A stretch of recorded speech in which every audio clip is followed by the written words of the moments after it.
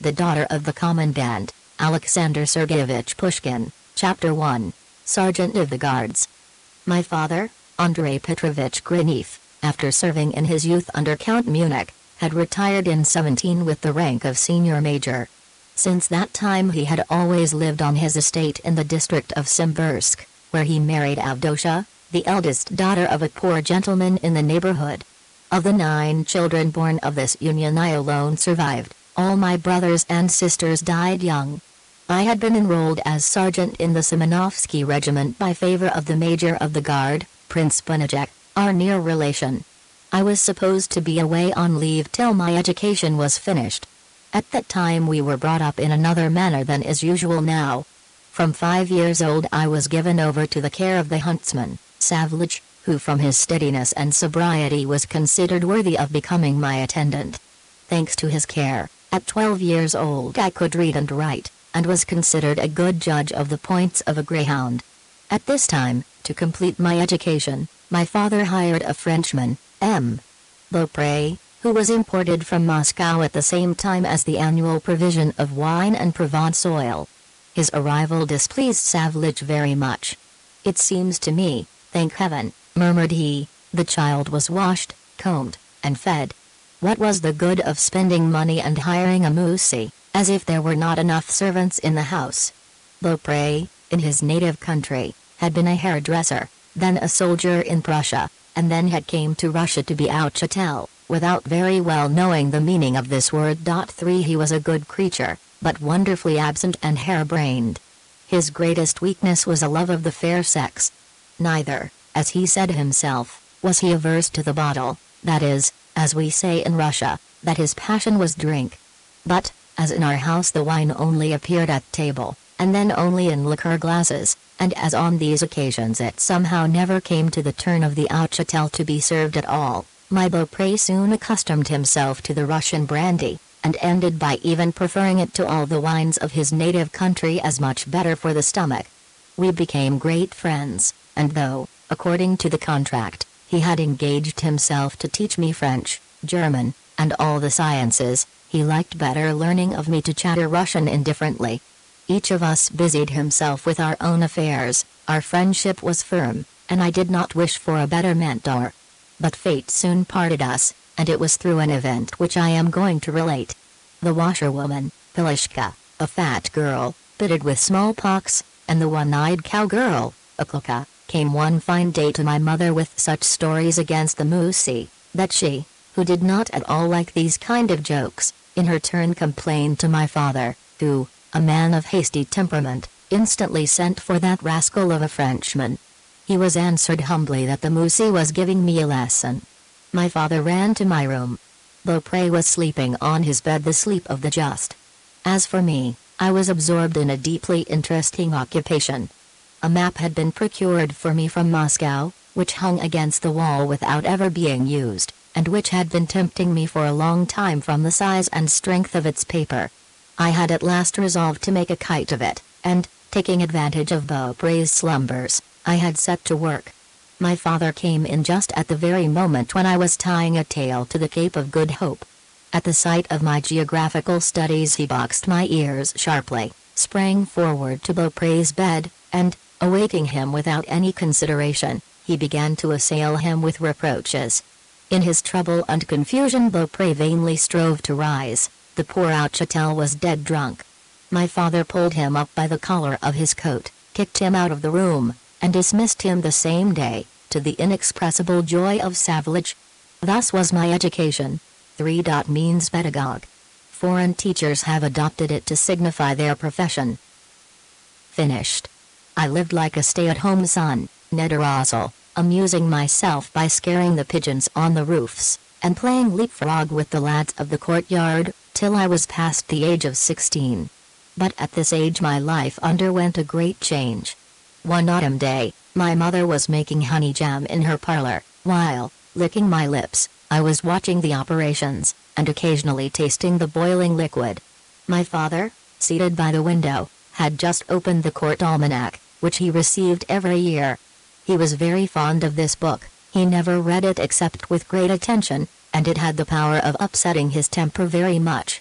My mother, who knew all his whims and habits by heart, generally tried to keep the unlucky book hidden, so that sometimes whole months passed without the court almanac falling beneath his eye. On the other hand, when he did chance to find it, he never left it for hours together. He was now reading it, frequently shrugging his shoulders, and muttering, half aloud, "General." He was sergeant in my company. Knight of the Orders of Russia. Was it so long ago that we at last my father threw the almanac away from him on the sofa, and remained deep in a brown study, which never betokened anything good. "Avdosha," said he, sharply addressing my mother, "how old is Petrusha?" "His 17th year has just begun," replied my mother. "Petrusha was born the same year our Aunt Anastasia Gerasimovna lost an eye, and that all right," resumed my father, "it is time he should serve. 'Tis time he should cease running in and out of the maids' rooms and climbing into the dovecote." The thought of a coming separation made such an impression on my mother that she dropped her spoon into her saucepan, and her eyes filled with tears. As for me, it is difficult to express the joy which took possession of me. The idea of service was mingled in my mind with the liberty and pleasures offered by the town of Petersburg. I already saw myself officer of the guard, which was, in my opinion, the height of human happiness. My father neither liked to change his plans, nor to defer the execution of them. The day of my departure was at once fixed. The evening before my father told me that he was going to give me a letter for my future superior officer, and bid me bring him pen and paper. "Don't forget, Andrei Petrovich," said my mother, "to remember me to Prince Benedict. Tell him I hope he will do all he can for my Petrusha." "What nonsense!" cried my father, frowning. "Why do you wish me to write to Prince Benedict? But you have just told us you are good enough to write to Petrusha's superior officer." "Well, what of that? But Prince Benedict is Petrusha's superior officer. You know very well he is on the roll of the Simonovsky regiment." "On the roll? What is it to me whether he be on the roll or no? Petrusha shall not go to Petersburg. What would he learn there? To spend money and commit follies. No, he shall serve with the army, he shall smell powder, he shall become a soldier and not an idler of the guard, he shall wear out the straps of his knapsack. Where is his commission? Give it to me." My mother went to find my commission, which she kept in a box with my christening clothes, and gave it to my father with a trembling hand. My father read it with attention, laid it before him on the table, and began his letter. Curiosity pricked me. Where shall I be sent, thought I, if not to Petersburg? I never took my eyes off my father's pen as it traveled slowly over the paper. At last he finished his letter, put it with my commission into the same cover, took off his spectacles, called me, and said, "This letter is addressed to Andrei Karlovich R., my old friend and comrade. You are to go to Orenburg to serve under him." All my brilliant expectations and high hopes vanished. Instead of the gay and lively life of Petersburg, I was doomed to a dull life in a far and wild country. Military service, which a moment before I thought would be delightful, now seemed horrible to me. But there was nothing for it but resignation.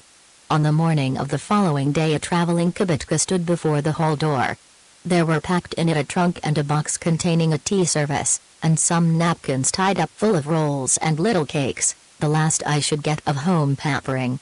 My parents gave me their blessing, and my father said to me, "Goodbye, Petr, serve faithfully he to whom you have sworn fidelity, obey your superiors, do not seek for favors, do not struggle after active service, but do not refuse it either, and remember the proverb, take care of your coat while it is new, and of your honor while it is young." My mother tearfully begged me not to neglect my health, and bade Savlich take great care of the darling. I was dressed in a short lope of hare skin, and over it a thick pelisse of fox skin. I seated myself in the kibitka with Savlich, and started for my destination, crying bitterly. I arrived at Simbirsk during the night, where I was to stay 24 hours, that Savlich might do sundry commissions entrusted to him. I remained at an inn, while Savlich went out to get what he wanted. Tired of looking out at the windows upon a dirty lane, I began wandering about the rooms of the inn. I went into the billiard room. I found there a tall gentleman, about 40 years of age, with long, black mustachios, in a dressing gown, a cue in his hand, and a pipe in his mouth. He was playing with the marker, who was to have a glass of brandy if he won, and, if he lost, was to crawl under the table on all fours. I stayed to watch them. The longer their games lasted, the more frequent became the all-fours performance, till at last the marker remained entirely under the table. The gentleman addressed to him some strong remarks, as a funeral sermon, and proposed that I should play a game with him. I replied that I did not know how to play billiards. Probably it seemed to him very odd. He looked at me with a sort of pity. Nevertheless, he continued talking to me.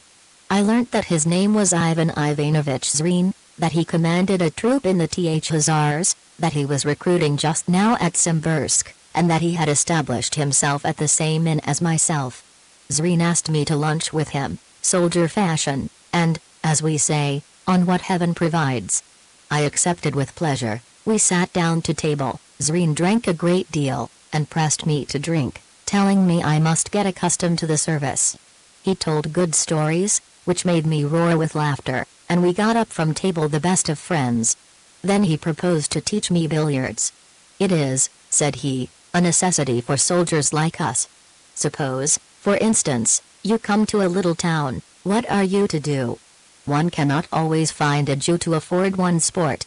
In short, you must go to the inn and play billiards, and to play you must know how to play." These reasons completely convinced me, and with great ardor I began taking my lesson. Zrin encouraged me loudly. He was surprised at my rapid progress, and after a few lessons he proposed that we should play for money, were it only for a grock, 2 kopecks, not for the profit, but that we might not play for nothing, which, according to him, was a very bad habit. I agreed to this, and Zrin called for punch. Then he advised me to taste it, always repeating that I must get accustomed to the service. "And what," said he, "would the service be without punch?" I followed his advice. We continued playing, and the more I sipped my glass, the bolder I became. My balls flew beyond the cushions. I got angry. I was impertinent to the marker who scored for us. I raised the stake. In short, I behaved like a little boy just set free from school. Thus the time passed very quickly. At last Zrin glanced at the clock, put down his cue, and told me I had lost 100 rubles. This disconcerted me very much. My money was in the hands of Savage. I was beginning to mumble excuses, when Zrin said, "But don't trouble yourself, I can wait, and now let us go to Arianushka's." What could you expect? I finished my day as foolishly as I had begun it. We supped with this Arianushka. Zrin always filled up my glass, repeating that I must get accustomed to the service. Upon leaving the table I could scarcely stand. At midnight Zrin took me back to the inn. Savage came to meet us at the door. "What has befallen you?" he said to me in a melancholy voice, when he saw the undoubted signs of my zeal for the service. "Where did you thus swill yourself?" "Oh, good heavens! Such a misfortune never happened before." "Hold your tongue, old owl," I replied, stammering. "I am sure you are drunk. Go to bed. But first help me to bed." The next day I awoke with a bad headache. I only remembered confusedly the occurrences of the past evening. My meditations were broken by Savage, who came into my room with a cup of tea. "You begin early making free, Petr Andreyich," he said to me, shaking his head. "Well, where do you get it from? It seems to me that neither your father nor your grandfather were drunkards. We needn't talk of your mother, she has never touched a drop of anything since she was born, except kvass. So whose fault is it? Whose but the confounded Moussi? He taught you fine things, that son of a dog, and well worth the trouble of taking a pagan for your servant, as if our master had not had enough servants of his own." I was ashamed. I turned round and said to him, "Go away, Savage, I don't want any tea." But it was impossible to quiet Savage when once he had begun to sermonize. "Do you see now, Petr Andreyich," said he, "what it is to commit follies? You have a headache, you won't take anything. A man who gets drunk is good for nothing. Do take a little pickled cucumber with honey or half a glass of brandy to sober you. What do you think?" At this moment a little boy came in, who brought me a note from Zrin. I unfolded it and read as follows: "Dear Petr Andreyich, Oblige me by sending by bearer the 100 rubles you lost to me yesterday. I want money dreadfully. Your devoted Ivan Zerine. There was nothing for it. I assumed a look of indifference, and, addressing myself to Savlich, I bid him hand over 100 rubles to the little boy. What, why? He asked me in great surprise. I owe them to him, I answered as coldly as possible. You owe them to him, retorted Savlich, whose surprise became greater. When had you the time to run up such a debt? It is impossible. Do what you please, Excellency, but I will not give this money. I then considered that, if in this decisive moment I did not oblige this obstinate old man to obey me, it would be difficult for me in future to free myself from his tutelage. Glancing at him haughtily, I said to him, I am your master, you are my servant. The money is mine, I lost it because I chose to lose it. I advise you not to be headstrong, and to obey your orders. My words made such an impression on Savlich that he clasped his hands and remained dumb and motionless. What are you standing there for like a stock? I exclaimed, angrily. Savlich began to weep. Oh! My father, Petr Andreyich, sobbed he, in a trembling voice, do not make me die of sorrow. Oh! My light, hearken to me who am old, write to this robber that you were only joking, that we never had so much money. 100 rubles. Good heavens!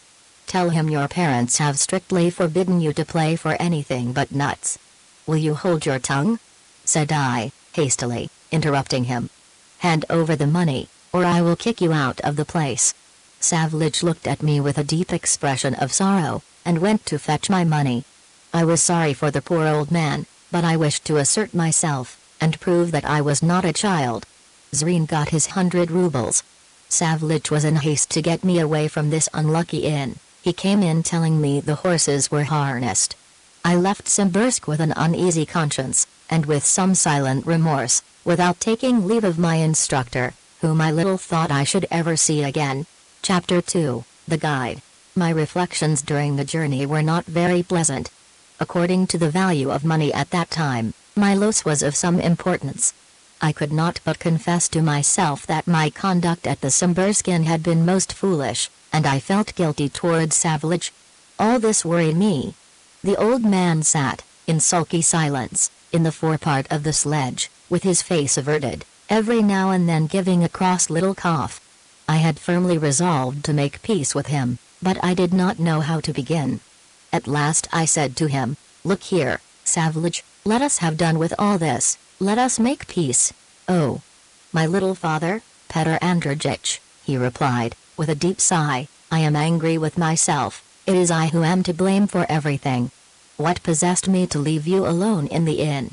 But what could I do? The devil would have it so, else why did it occur to me to go and see my gossip the deacon's wife, and thus it happened, as the proverb says, I left the house and was taken to prison. What ill luck! What ill luck! How shall I appear again before my master and mistress? What will they say when they hear that their child is a drunkard and a gamester? To comfort poor Savlich, I gave him my word of honor that in future I would not spend a single kopeck without his consent. Gradually he calmed down, though he still grumbled from time to time, shaking his head. 100 rubles, it is easy to talk. I was approaching my destination. Around me stretched a wild and dreary desert, intersected by little hills and deep ravines. All was covered with snow. The sun was setting. My kibitka was following the narrow road, or rather the track, left by the sledges of the peasants. All at once my driver looked round, and addressing himself to me, Sir, said he, taking off his cap, will you not order me to turn back? Why? The weather is uncertain. There is already a little wind. Do you not see how it is blowing about the surface snow? Well, what does that matter? And do you see what there is yonder? The driver pointed east with his whip.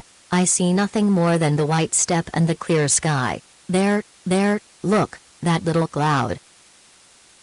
I did, in fact, perceive on the horizon a little white cloud which I had at first taken for a distant hill. My driver explained to me that this little cloud portended a rain. I had heard of the snowstorms peculiar to these regions, and I knew of whole caravans having been sometimes buried in the tremendous drifts of snow. Savlich was of the same opinion as the driver, and advised me to turn back, but the wind did not seem to me very violent, and hoping to reach in time the next posting station, I bid him try and get on quickly. He put his horses to a gallop, continually looking, however, towards the east. But the wind increased in force, the little cloud rose rapidly, became larger and thicker, at last covering the whole sky. The snow began to fall lightly at first, but soon in large flakes. The wind whistled and howled. In a moment the grey sky was lost in the whirlwind of snow which the wind raised from the earth, hiding everything around us. "How unlucky we are, Excellency," cried the driver. "It is the brain." I put my head out of the kibitka. All was darkness and confusion. The wind blew with such ferocity that it was difficult not to think it an animated being. The snow drifted round and covered us. The horses went at a walk, and soon stopped altogether. "Why don't you go on?" I said, impatiently, to the driver. "But where to?" he replied, getting out of the sledge. "Heaven only knows where we are now. There is no longer any road, and it is all dark." I began to scold him, but Savlich took his part. "Why did you not listen to him?" he said to me, angrily. "You would have gone back to the post house, you would have had some tea, you could have slept till morning, the storm would have blown over, and we should have started. And why such haste? Had it been to get married, now?" Savlich was right. What was there to do? The snow continued to fall. A heap was rising around the kibitka. The horses stood motionless, hanging their heads and shivering from time to time. The driver walked round them, settling their harness, as if he had nothing else to do. Savlich grumbled. I was looking all round in hopes of perceiving some indication of a house or a road, but I could not see anything but the confused whirling of the snowstorm. All at once I thought I distinguished something black. "Hello, driver!" I exclaimed, "what is that black thing over there?" The driver looked attentively in the direction I was pointing out. "Heaven only knows, Excellency," replied he, resuming his seat. "It is not a sledge, it is not a tree, and it seems to me that it moves. It must be a wolf or a man." I ordered him to move towards the unknown object, which came also to meet us. In 2 minutes I saw it was a man, and we met. "Hey, there, good man," the driver hailed him, "tell us, do you happen to know the road?" "This is the road," replied the traveler. "I am on firm ground, but what the devil good does that do you?" "Listen, my little peasant," said I to him, "do you know this part of the country? Can you guide us to some place where we may pass the night?" "Do I know this country?" "Thank heaven," rejoined the stranger, "I have traveled here, on horse and afoot, far and wide. But just look at this weather. One cannot keep the road. Better stay here and wait, perhaps the hurricane will cease and the sky will clear, and we shall find the road by starlight." His coolness gave me courage, and I resigned myself to pass the night on the steppe, commending myself to the care of Providence, when suddenly the stranger, seating himself on the driver's seat, said, "Grace be to God, there is a house not far off. Turn to the right, and go on." "Why should I go to the right?" retorted my driver, ill-humoredly. "How do you know where the road is that you are so ready to say, 'Other people's horses, other people's harness whip away'?" It seemed to me the driver was right. "Why," said I to the stranger, "do you think a house is not far off?" "The wind blew from that direction," replied he, "and I smelt smoke, a sure sign that a house is near." His cleverness and the acuteness of his sense of smell alike astonished me. I bid the driver go where the other wished. The horses plowed their way through the deep snow. The kibitka advanced slowly, sometimes upraised on a drift, sometimes precipitated into a ditch, and swinging from side to side. It was very like a boat on a stormy sea. Savlich groaned deeply as every moment he fell upon me. I lowered the tsinovka, I rolled myself up in my cloak and I went to sleep, rocked by the whistle of the storm and the lurching of the sledge. I had then a dream that I have never forgotten, and in which I still see something prophetic, as I recall the strange events of my life. The reader will forgive me if I relate it to him, as he knows, no doubt, by experience how natural it is for man to retain a vestige of superstition in spite of all the scorn for it he may think proper to assume. I had reached the stage when the real and unreal begin to blend into the first vague visions of drowsiness. It seemed to me that the snowstorm continued, and that we were wandering in the snowy desert. All at once I thought I saw a great gate, and we entered the courtyard of our house. My first thought was a fear that my father would be angry at my involuntary return to the paternal roof, and would attribute it to a premeditated disobedience. Uneasy, I got out of my kibitka, and I saw my mother came to meet me, looking very sad. "Don't make a noise," she said to me. "Your father is on his deathbed, and wishes to bid you farewell." Struck with horror, I followed her into the bedroom. I look round, the room is nearly dark. Near the bed some people were standing, looking sad and cast down. I approached on tiptoe. My mother raised the curtain, and said, "Andrei Petrovich, Petrusha has come back. He came back having heard of your illness. Give him your blessing." I knelt down. But to my astonishment, instead of my father I saw in the bed a black-bearded peasant, who regarded me with a merry look. Full of surprise, I turned towards my mother. "What does this mean?" I exclaimed. "It is not my father. Why do you want me to ask this peasant's blessing?" "It is the same thing, Petrusha," replied my mother. "That person is your godfather. Kiss his hand, and let him bless you." I would not consent to this. Whereupon the peasant sprang from the bed, quickly drew his axe from his belt, and began to brandish it in all directions. I wished to fly, but I could not. The room seemed to be suddenly full of corpses. I stumbled against them, my feet slipped in pools of blood. The terrible peasant called me gently, saying to me, "Fear nothing, come near, come and let me bless you." Fear had stupefied me. At this moment I awoke. The horses had stopped. Savlich had hold of my hand. "Get out, Excellency," said he to me, "here we are." "Where?" I asked, rubbing my eyes. "At our night's lodging. Heaven has helped us, we came by chance right upon the hedge by the house." "Get out, Excellency, as quick as you can, and let us see you get warm." I got out of the kibitka. The snowstorm still raged, but less violently. It was so dark that one might, as we say, have as well been blind. The host received us near the entrance, holding a lantern beneath the skirt of his kaftan, and led us into a room, small but prettily clean, lit by a loud china. On the wall hung a long carbine and a high Cossack cap. Our host, a Cossack of the was a peasant of about 60, still fresh and hale. Savlich brought the tea canister, and asked for a fire that he might make me a cup or two of tea, of which, certainly, I never had more need. The host hastened to wait upon him. "What has become of our guide? Where is he?" I asked Savlich. "Here, Your Excellency," replied a voice from above. I raised my eyes to the recess above the stove, and I saw a black beard and two sparkling eyes. "Well, are you cold?" "How could I not be cold?" answered he, "in a little kaftan all holes. I had a talope, but it's no good hiding it. I left it yesterday in pawn at the brandy shop. The cold did not seem to me then so keen." At this moment the host re-entered with the boiling samovar. I offered our guide a cup of tea. He at once jumped down. I was struck by his appearance. He was a man about 40, middle height, thin, but broad-shouldered. His black beard was beginning to turn gray, his large quick eyes roved incessantly around. In his face there was an expression rather pleasant, but slightly mischievous. His hair was cut short. He wore a little torn armik, and wide Tartar trousers. I offered him a cup of tea, he tasted it, and made a wry face. "Do me the favor, Your Excellency," said he to me, "to give me a glass of brandy. We Cossacks do not generally drink tea." I willingly acceded to his desire. The host took from one of the shelves of the press a jug and a glass, approached him, and, having looked him well in the face, "Well, said he, "so here you are again in our part of the world. Where, in heaven's name, do you come from now?"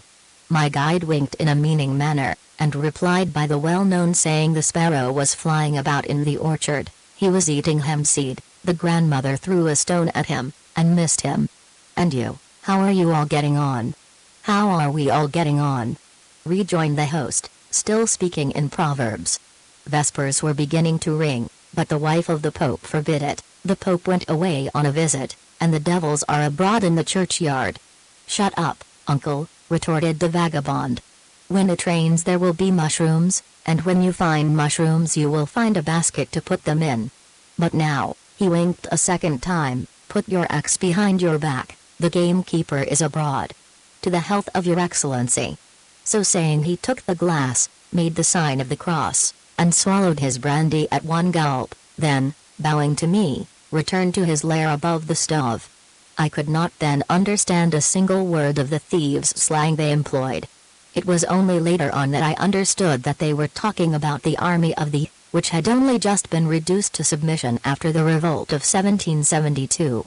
Savage listened to them talking with a very discontented manner, and cast suspicious glances, sometimes on the host and sometimes on the guide.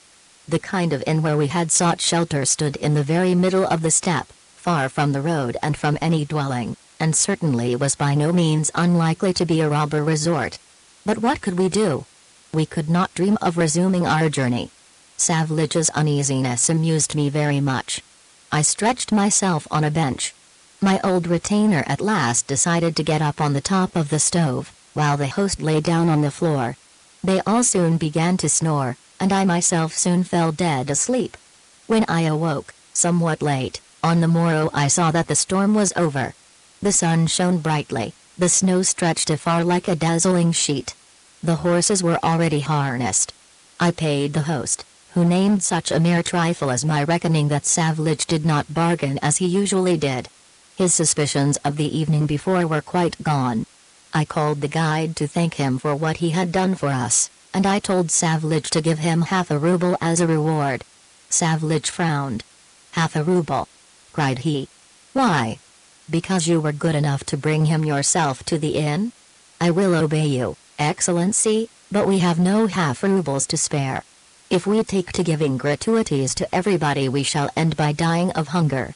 I could not dispute the point with Savage. My money, according to my solemn promise, was entirely at his disposal. Nevertheless, I was annoyed that I was not able to reward a man who, if he had not brought me out of fatal danger, had, at least, extricated me from an awkward dilemma. "Well," I said, coolly, to Savage, "if you do not wish to give him half a ruble, give him one of my old coats, he is too thinly clad. Give him my hareskin talope." "Have mercy on me, my father, Petr Andrejich!" exclaimed Savage. "What need has he of your talope? He will pawn it for drink, the dog, in the first tavern he comes across." "That, my dear old fellow, is no longer your affair," said the vagabond, "whether I drink it or whether I do not. His Excellency honors me with a coat off his own back. It is His Excellency's will, and it is your duty as a serf not to kick against it, but to obey." "You don't fear heaven, robber that you are," said Savage, angrily. "You see the child is still young and foolish, and you are quite ready to plunder him, thanks to his kind heart. What do you want with a gentleman's talope? You could not even put it across your cursed broad shoulders." "I beg you will not play the wit," I said to my follower. "Get the cloak quickly." "Oh! Good heavens!" exclaimed Savage, bemoaning himself. "A talope of hareskin, and still quite new. And to whom is it given? To a drunkard in rags." However, the talope was brought. The vagabond began trying it on directly. The talope, which had already become somewhat too small for me, was really too tight for him. Still, with some trouble, he succeeded in getting it on, though he cracked all the seams. Savage gave, as it were, a subdued howl when he heard the thread snapping. As to the vagabond, he was very pleased with my present. He ushered me to my kibitka, and saying, with a low bow, "Thanks, Your Excellency, may heaven reward you for your goodness, I shall never forget, as long as I live, your kindnesses," went his way, and I went mine, without paying any attention to Savage's sulkiness. I soon forgot the snowstorm, the guide, and my hareskin talope. Upon arrival at Orenburg I immediately waited on the general. I found a tall man, already bent by age. His long hair was quite white, his old uniform reminded one of a soldier of Tsarina Anne's time, and he spoke with a strongly marked German accent. I gave him my father's letter.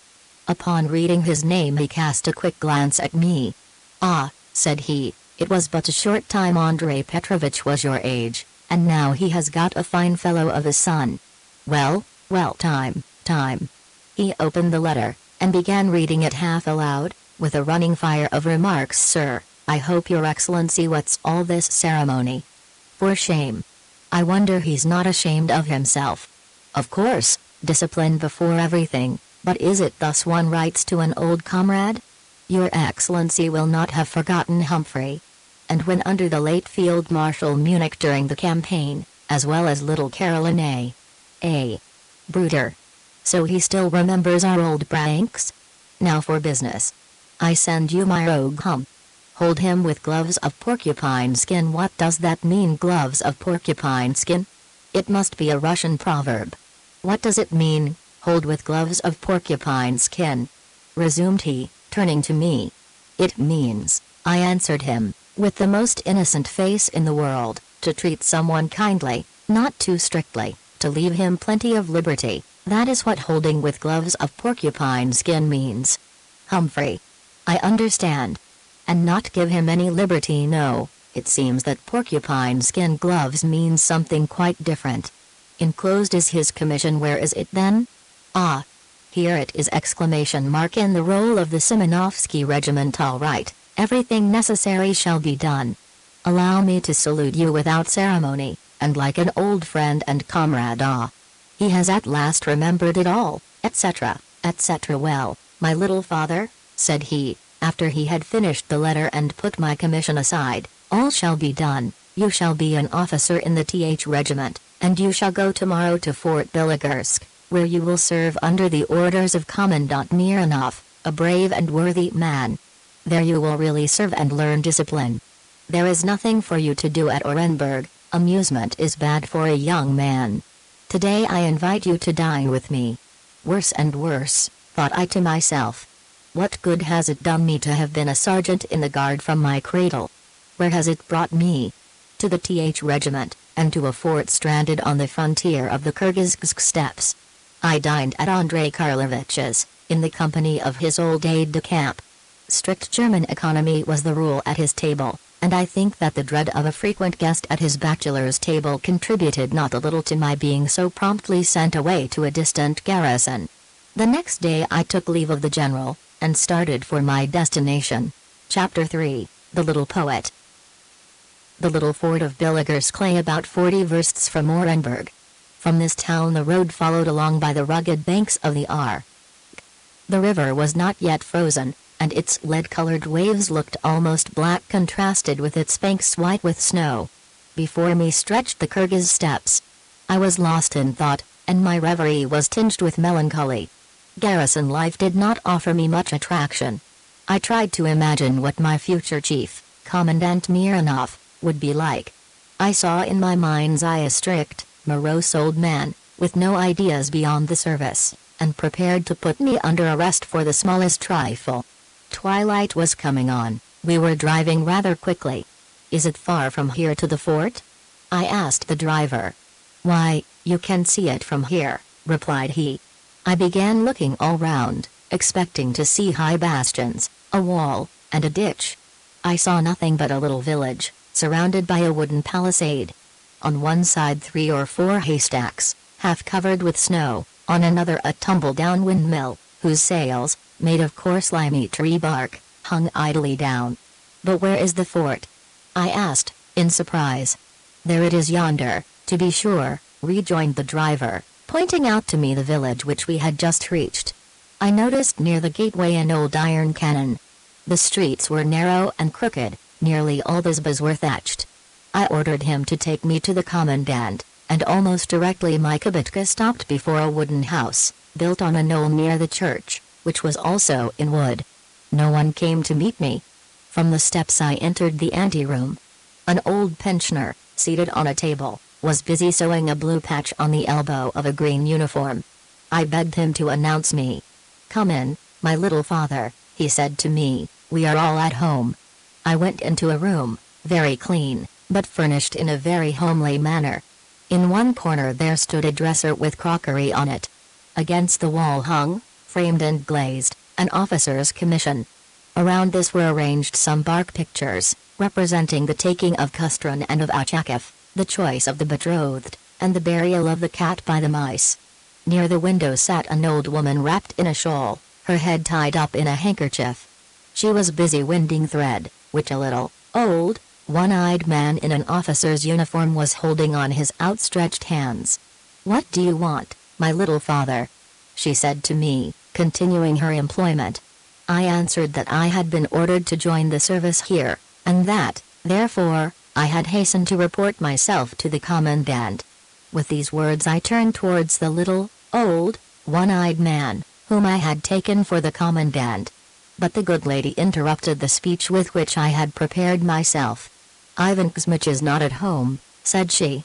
"He has gone to see Father Gerasim. But it's all the same, I am his wife. Be so good as to love us and take us into favor. Sit down, my little father." She called a servant, and bid her tell the Auryadnik to come.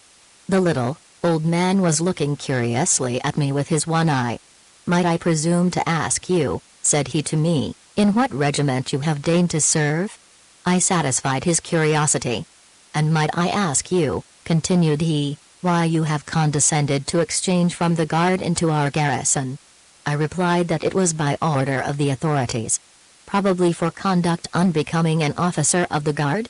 rejoined my indefatigable questioner. "Will you be good enough to stop talking nonsense?" The wife of the Commandant now said to him, "You can see very well that this young man is tired with his journey. He has something else to do than to answer your questions. Hold your hands better. And you, my little father," she continued, turning to me, "do not bemoan yourself too much because you have been shoved into our little hole of a place. You are not the first, and you will not be the last. One may suffer, but one gets accustomed to it. For instance, Kvabrin, Alexei Ivanich, was transferred to us 4 years ago on account of a murder. Heaven knows what ill luck befell him. It happened one day he went out of the town with a lieutenant, and they had taken swords, and they set to pinking one another, and Alexei Ivanich killed the lieutenant, and before a couple of witnesses. Well, there's no heading ill luck." At this moment the Auryadnik, a young and handsome Cossack, came in. "Maximich," the Commandant's wife said to him, "find a quarter for this officer, and a clean one." "I obey, Velisa Igorovna," replied the Auryadnik. "Ought not His Excellency to go to Ivan Poljayev?" "You are doting, Maximich," retorted the Commandant's wife. "Poljayev has already little enough room, and, besides, he is my gossip, and then he does not forget that we are his superiors. Take the gentleman. What is your name, my little father?" "Petr Andreyich." "Take Petr Andreyich to Simeon Kuzov's. The rascal let his horse get into my kitchen garden. Is everything in order, Maximich?" "Thank heaven. All is quiet," replied the Cossack. "Only Corporal Prokhorov has been fighting in the bathhouse with the woman Ustinya Peglina for a pail of hot water." "Ivan Ignatich," said the Commandant's wife to the little one-eyed man, "you must decide between Prokhorov and Ustinya which is to blame, and punish both of them, and you, Maximich, go, in heaven's name. Petr Andreyich, Maximich will take you to your lodging." I took leave. The Auryadnik led me to Inzba, which stood on the steep bank of the river, quite at the far end of the little fort. Half the Zba was occupied by the family of Simeon Kuzov, the other half was given over to me. This half consisted of a tolerably clean room, divided into two by a partition. Savlich began to unpack, and I looked out of the narrow window. I saw stretching out before me a barren dull steppe. On one side there stood some huts. Some fowls were wandering down the street. An old woman, standing on a doorstep, holding in her hand a trough, was calling to some pigs, the pigs replying by amicable grunts. And it was in such a country as this I was condemned to pass my youth. Overcome by bitter grief, I left the window, and went to bed supperless, in spite of Savlich's remonstrances, who continued to repeat, in a miserable tone, "Oh, good heavens! He does not deign to eat anything. What would my mistress say if the child should fall ill?" On the morrow, I had scarcely begun to dress before the door of my room opened, and a young officer came in. He was undersized, but, In spite of irregular features, his bronzed face had a remarkably gay and lively expression. "I beg your pardon," said he to me in French, "for coming thus unceremoniously to make your acquaintance. I heard of your arrival yesterday, and the wish to see at last a human being took such possession of me that I could not resist any longer. You will understand that when you have been here some time." I easily guessed that this was the officer sent away from the guard in consequence of the duel. We made acquaintance. Kvabrine was very witty. His conversation was lively and interesting. He described to me, with much raciness and gaiety, the Commandant's family, the society of the fort, and, in short, all the country where my fate had led me. I was laughing heartily when the same pensioner whom I had seen patching his uniform in the Commandant's anteroom, came in with an invitation to dinner for me from Velisa Igorovna. Kvabrine said he should accompany me. As we drew near the Commandant's house we saw in the square about 20 little old pensioners, with long pigtails and three-cornered hats. They were drawn up in line. Before them stood the Commandant, a tall, old man, still hale, in a dressing gown and a cotton nightcap. As soon as he perceived us he came up, said a few pleasant words to me, and went back to the drill. We were going to stop and see the maneuvers, but he begged us to go at once to Velisa Igorovna's, promising to follow us directly. "Here," said he, "there's really nothing to see." Velisa Igorovna received us with simplicity and kindness, and treated me as if she had known me a long time. The pensioner and Palashka were laying the cloth. "What possesses my Ivan Kuzmich today to drill his troops so long?" remarked the Commandant's wife. "Palashka, go and fetch him for dinner." And what can have become of Masha? 39. Hardly had she said the name than a young girl of 16 came into the room. She had a fresh, round face, and her hair was smoothly put back behind her ears, which were red with shyness and modesty. She did not please me very much at first sight. I looked at her with prejudice. Kvabrine had described Marya, the Commandant's daughter, to me as being rather silly. She went and sat down in a corner, and began to sew. Still the kshi had been brought in. Velisa Igorovna, not seeing her husband come back, sent Palashka for the second time to call him. "Tell the master that the visitors are waiting, and the soup is getting cold. Thank heaven, the drill will not run away. He will have plenty of time to shout as much as he likes." The Commandant soon appeared, accompanied by the little old one-eyed man. "What does all this mean, my little father?" said his wife to him. "Dinner has been ready a long time, and we cannot make you come." "But don't you see, Velisa Igorovna," replied Ivan Kuzmich, "I was very busy drilling my little soldiers." "Nonsense," replied she, "that's only a boast, they are past service, and you don't know much about it. You should have stayed at home, and said your prayers, that would have been much better for you. My dear guests, pray sit down to table." We took our places. Velisa Igorovna never ceased talking for a moment, and overwhelmed me with questions. Who were my parents, were they alive, where did they live, and what was their income? When she learnt that my father had 300 serfs, well, she exclaimed, "There are rich people in this world. And as to us, my little father, we have as to souls only the servant girl, Palashka. Well, thank heaven, we get along little by little. We have only one care on our minds, Masha, a girl who must be married." "And what dowry has she got?" "A comb and 2 pence to pay for a bath twice a year. If only she could light on some honest man. If not, she must remain an old maid." I glanced at Marya Ivanovna. She had become quite red, and tears were rolling down, even into her plate. I was sorry for her, and I hastened to change the conversation. "I have heard," I exclaimed, very much to the point, "that the Bashkirs intend to attack your fort." "Who told you that, my little father?" replied Ivan Kuzmich. "I heard it said at Orenburg," replied I. "That's all rubbish," said the Commandant. "We have not heard a word of it for ever so long. The Bashkir people have been thoroughly awed, and the Kyrgyz, too, have had some good lessons. They won't dare to attack us, and if they venture to do so I'll give them such a fright that they won't stir for 10 years at least." "And you are not afraid," I continued, addressing the Commandant's wife, "to stay in a fort liable to such dangers?" It's all a question of custom, my little father, answered she. It's 20 years ago now since we were transferred from the regiment here. You would never believe how frightened I used to be of those confounded pagans. If ever I chanced to see their hairy caps, or hear their howls, believe me, my little father, I nearly died of it. And now I am so accustomed to it that I should not budge an inch if I was told that the rascals were prowling all around the fort. Velisa Igorovna is a very brave lady, remarked Kvabrin, gravely. Ivan Kuzmich knows something of that. Oh. Yes, indeed, said Ivan Kuzmich, she's no coward. And Marya Ivanovna, I asked her mother, is she as bold as you? Masha, replied the lady, no, Masha is a coward. Till now she has never been able to hear a gun fired without trembling all over. It is 2 years ago now since Ivan Kuzmich took it into his head to fire his cannon on my birthday. She was so frightened, the poor little dove, she nearly ran away into the other world. Since that day we have never fired that confounded cannon anymore. We got up from table, the Commandant and his wife went to take their siesta, and I went to Kvabrin's quarters, where we passed the evening together. Chapter 4, The Duel. Several weeks passed, during which my life in Fort Bilogorsk became not merely endurable, but even pleasant. I was received like one of the family in the household of the Commandant.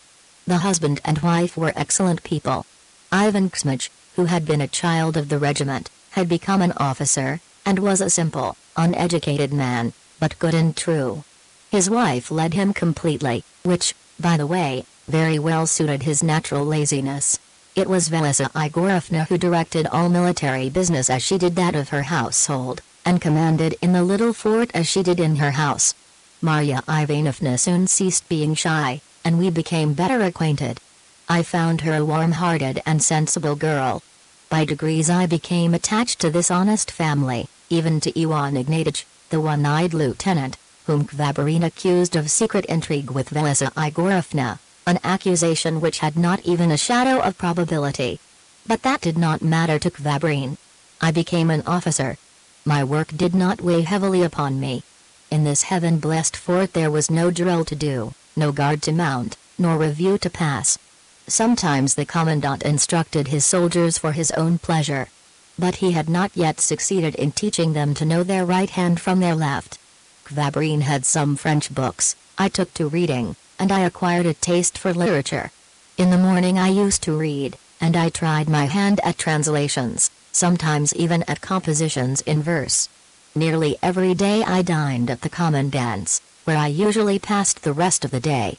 In the evening, Father Gerasim used to drop in, accompanied by his wife, Aklina, who was the sturdiest gossip of the neighborhood. It is scarcely necessary to say that every day we met, Kvabrin and I. Still hour by hour his conversation pleased me less. His everlasting jokes about the Commandant's family, and, above all, his witty remarks upon Marya Ivanovna, displeased me very much. I had no other society but that of this family within the little fort, but I did not want any other. In spite of all the prophecies, the Bashkirs did not revolt. Peace reigned around our little fort. But this peace was suddenly troubled by war within. I have already said I dabbled a little in literature. My attempts were tolerable for the time, and so Murakov himself did justice to them many years later. One day I happened to write a little song which pleased me. It is well known that under color of asking advice, authors willingly seek a benevolent listener. I copied out my little song, and took it to Kvabrin, the only person in the fort who could appreciate a poetical work. After a short preface, I drew my manuscript from my pocket, and read to him the following verses. By waging war with thoughts of love I try to forget my beauty, alas. By flight from Masha, I hope my freedom to regain. But the eyes which enslaved me are ever before me. My soul have they troubled and ruined my rest. Oh! Masha, who knowest my sorrows, seeing me in this miserable plight, take pity on thy captive. What do you think of that? I said to Kvabrin, expecting praise as a tribute due to me. But to my great displeasure Kvabrin, who usually showed kindness, told me flatly my song was worth nothing. Why? I asked, trying to hide my vexation. Because such verses, replied he, are only worthy of my master Tretyakhovsky, and, indeed, remind me very much of his little erotic couplets. He took the MSS from my hand and began unmercifully criticizing each verse, each word, cutting me up in the most spiteful way. That was too much for me. I snatched the MSS out of his hands, and declared that never, no never, would I ever again show him one of my compositions. Kvabrin did not laugh the less at this threat. "Let us see," said he, "if you will be able to keep your word. Poets have as much need of an audience as Ivan Kuzmich has need of his pettiver before dinner. And who is this Masha to whom you declare your tender sentiments and your ardent flame? Surely it must be Marya Ivanovna?" "That does not concern you," replied I, frowning. "I don't ask for your advice nor your suppositions." Oh, a vain poet and a discreet lover," continued Kvabrin, irritating me more and more. "Listen to a little friendly advice. If you wish to succeed, I advise you not to stick at songs." "What do you mean, sir?" I exclaimed. "Explain yourself if you please." "With pleasure," rejoined he. "I mean that if you want to be well with Masha Mironov, you need only make her a present of a pair of earrings instead of your languishing verses." My blood boiled. "Why have you such an opinion of her?" I asked him, restraining with difficulty my indignation. "Because," replied he, with a satanic smile, "because I know by experience her views and habits."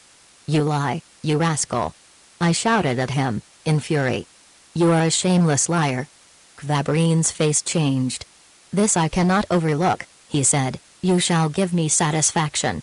"Certainly, whenever you like," replied I, joyfully, for at that moment I was ready to tear him in pieces. I rushed at once to Ivan Ignatitch, whom I found with a needle in his hand. In obedience to the order of the commandant's wife, he was threading mushrooms to be dried for the winter. "Ah, Petr Andreyitch," said he, when he saw me, "you are welcome. On what errand does heaven send you, if I may presume to ask?" I told him in a few words that I had quarreled with Alexey Ivanitch, and that I begged him, Ivan Ignatitch, to be my second. Ivan Ignatitch heard me till I had done with great attention, opening wide his single eye. "You deign to tell me," said he, "that you wish to kill Alexey Ivanitch, and that I am to be witness? Is not that what you mean, if I may presume to ask you?" "Exactly. But, good heavens, Petr Andreyitch, what folly have you got in your head? You and Alexey Ivanitch have insulted one another. Well, a fine affair. You needn't wear an insult hung round your neck. He has said silly things to you, give him some impertinence, he in return will give you a blow, give him in return a box on the ear, he another, you another, and then you part. And presently we oblige you to make peace. Whereas now is it a good thing to kill your neighbor, if I may presume to ask you?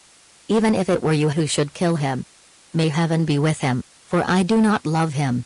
But if it be he who is to run you through, you will have made a nice business of it. Who will pay for the broken pots, allow me to ask?" The arguments of the prudent officer did not deter me. My resolution remained firm. "As you like," said Ivan Ignatitch, "do as you please, but what good should I do as witness? People fight, what is there extraordinary in that, allow me to ask? Thank heaven I have seen the Swedes and the Turks at close quarters, and I have seen a little of everything." I endeavored to explain to him as best I could the duty of a second, but I found Ivan Ignatitch quite unmanageable.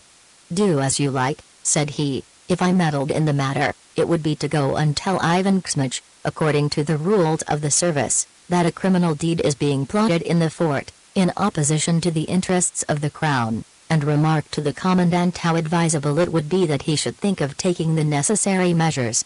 I was frightened, and I begged Ivan Ignatitch not to say anything to the commandant.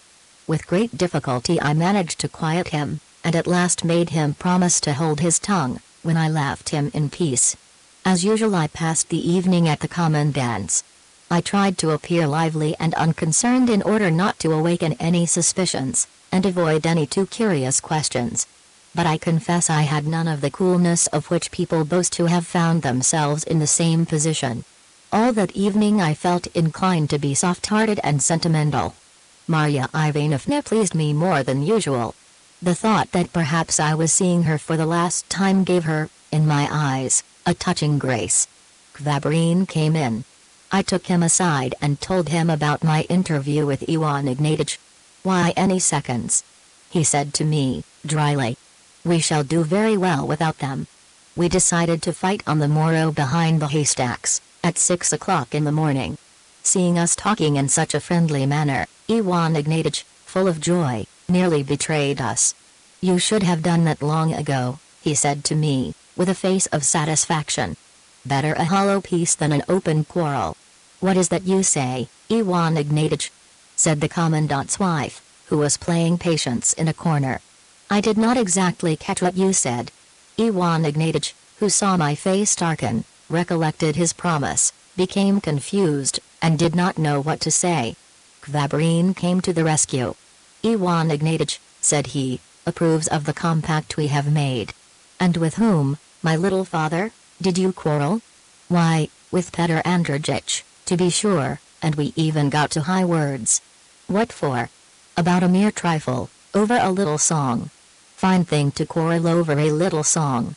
How did it happen?" "Thus. Petr Andreyich lately composed a song, and he began singing it to me this morning. So I struck up mine, 'Captain's Daughter, Don't Go Abroad at Dead of Night.' As we did not sing in the same key, Petr Andreyich became angry. But afterwards he reflected that everyone is free to sing what he pleases, and that's all." Kvabrin's insolence made me furious, but no one else, except myself, understood his coarse allusions. Nobody, at least, took up the subject. From poetry the conversation passed to poets in general, and the Commandant made the remark that they were all rakes and confirmed drunkards. He advised me as a friend to give up poetry as a thing opposed to the service, and leading to no good. Kvabrin's presence was to me unbearable. I hastened to take leave of the Commandant and his family. After coming home I looked at my sword, I tried its point, and I went to bed after ordering Savlich to wake me on the morrow at 6 o'clock. On the following day, at the appointed hour, I was already behind the haystacks, waiting for my foeman. It was not long before he appeared. "We may be surprised," he said to me, "we must make haste." We laid aside our uniforms, and in our waistcoats we drew our swords from the scabbard. At this moment Ivan Ignatych, followed by 5 pensioners, came out from behind a heap of hay. He gave us an order to go at once before the Commandant. We sulkily obeyed.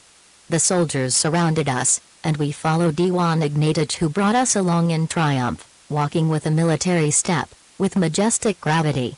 We entered the Commandant's house. Ivan Ignatych threw the door wide open, and exclaimed, emphatically, "They are taken." Velisa Igorovna ran to meet us. "What does all this mean?" "Plotting assassination in our very fort." "Ivan Ignatych, put them under arrest at once." "Petr Andreyich, Alexei Ivanich, give up your swords, give them up, give them up." "Palashka, take away the swords to the garret." "Petr Andreyich, I did not expect this of you, aren't you ashamed of yourself?" "As to Alexei Ivanich, it's different, he was transferred from the guard for sending a soul into the other world. He does not believe in our Lord. But do you wish to do likewise?" Ivan Ignatych approved of all his wife said, repeating, "Look there, now, Velisa Igorovna is quite right, duels are formally forbidden by martial law." Palashka had taken away our swords, and had carried them to the garret. I could not help laughing. Kvabrin looked grave.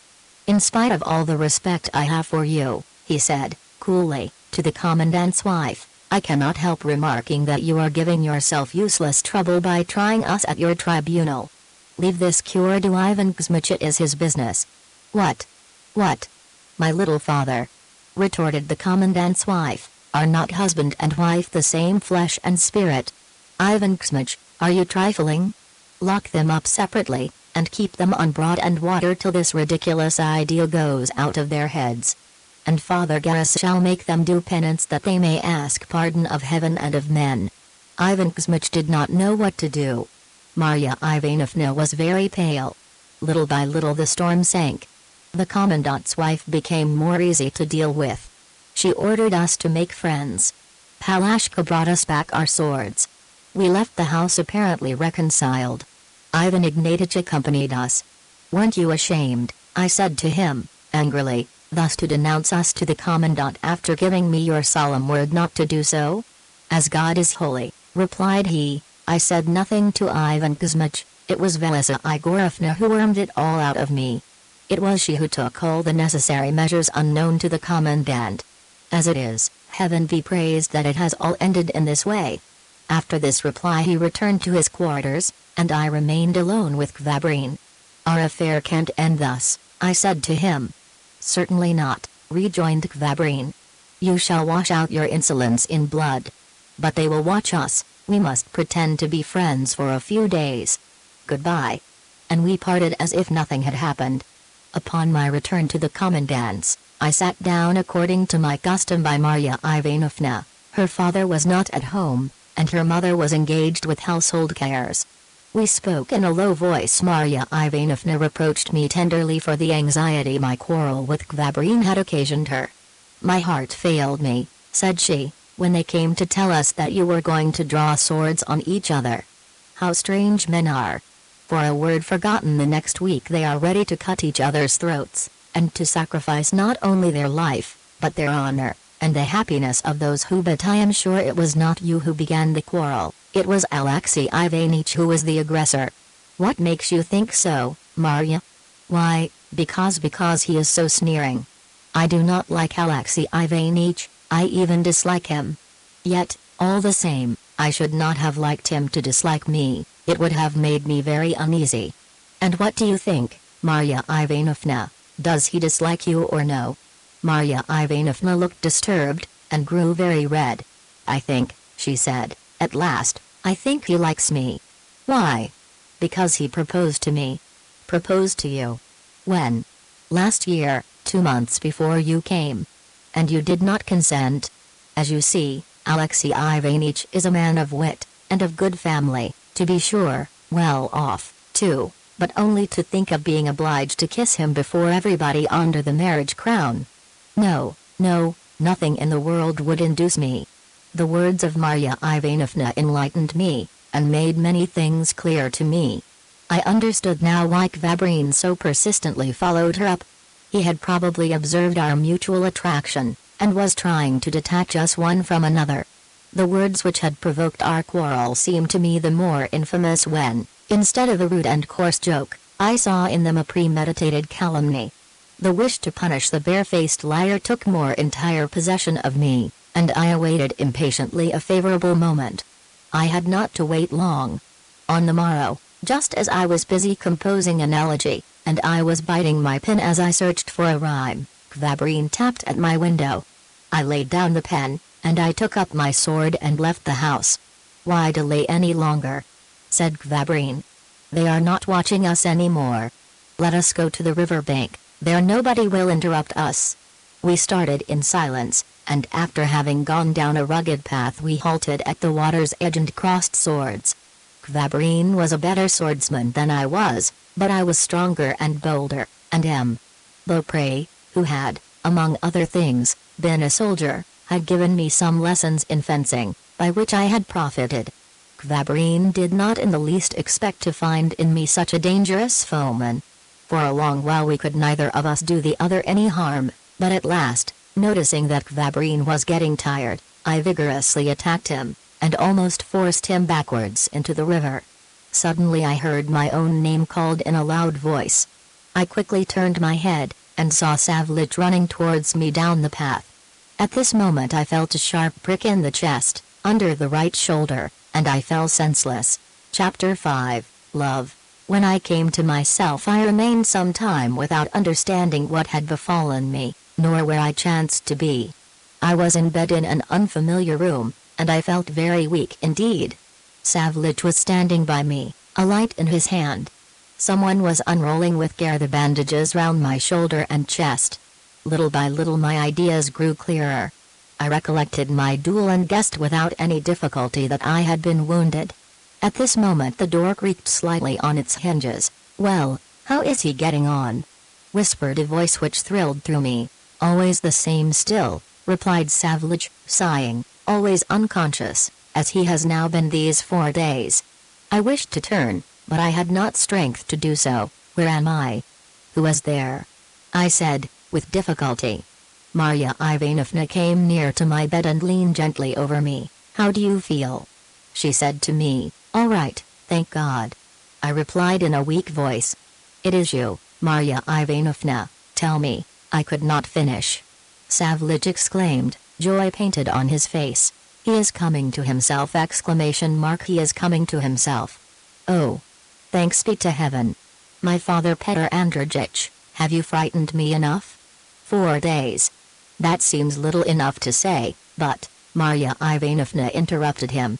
Do not talk to him too much, Sergeyevich, he is still very weak. She went away, shutting the door carefully. I felt myself disturbed with confused thoughts. I was evidently in the house of the Commandant, as Marya Ivanovna could thus come and see me. I wished to question Sergeyevich, but the old man shook his head and turned a deaf ear. I shut my eyes in displeasure, and soon fell asleep. Upon waking I called Sergeyevich, but in his stead I saw before me Marya Ivanovna, who greeted me in her soft voice. I cannot describe the delicious feeling which thrilled through me at this moment. I seized her hand and pressed it in a transport of delight, while bedewing it with my tears.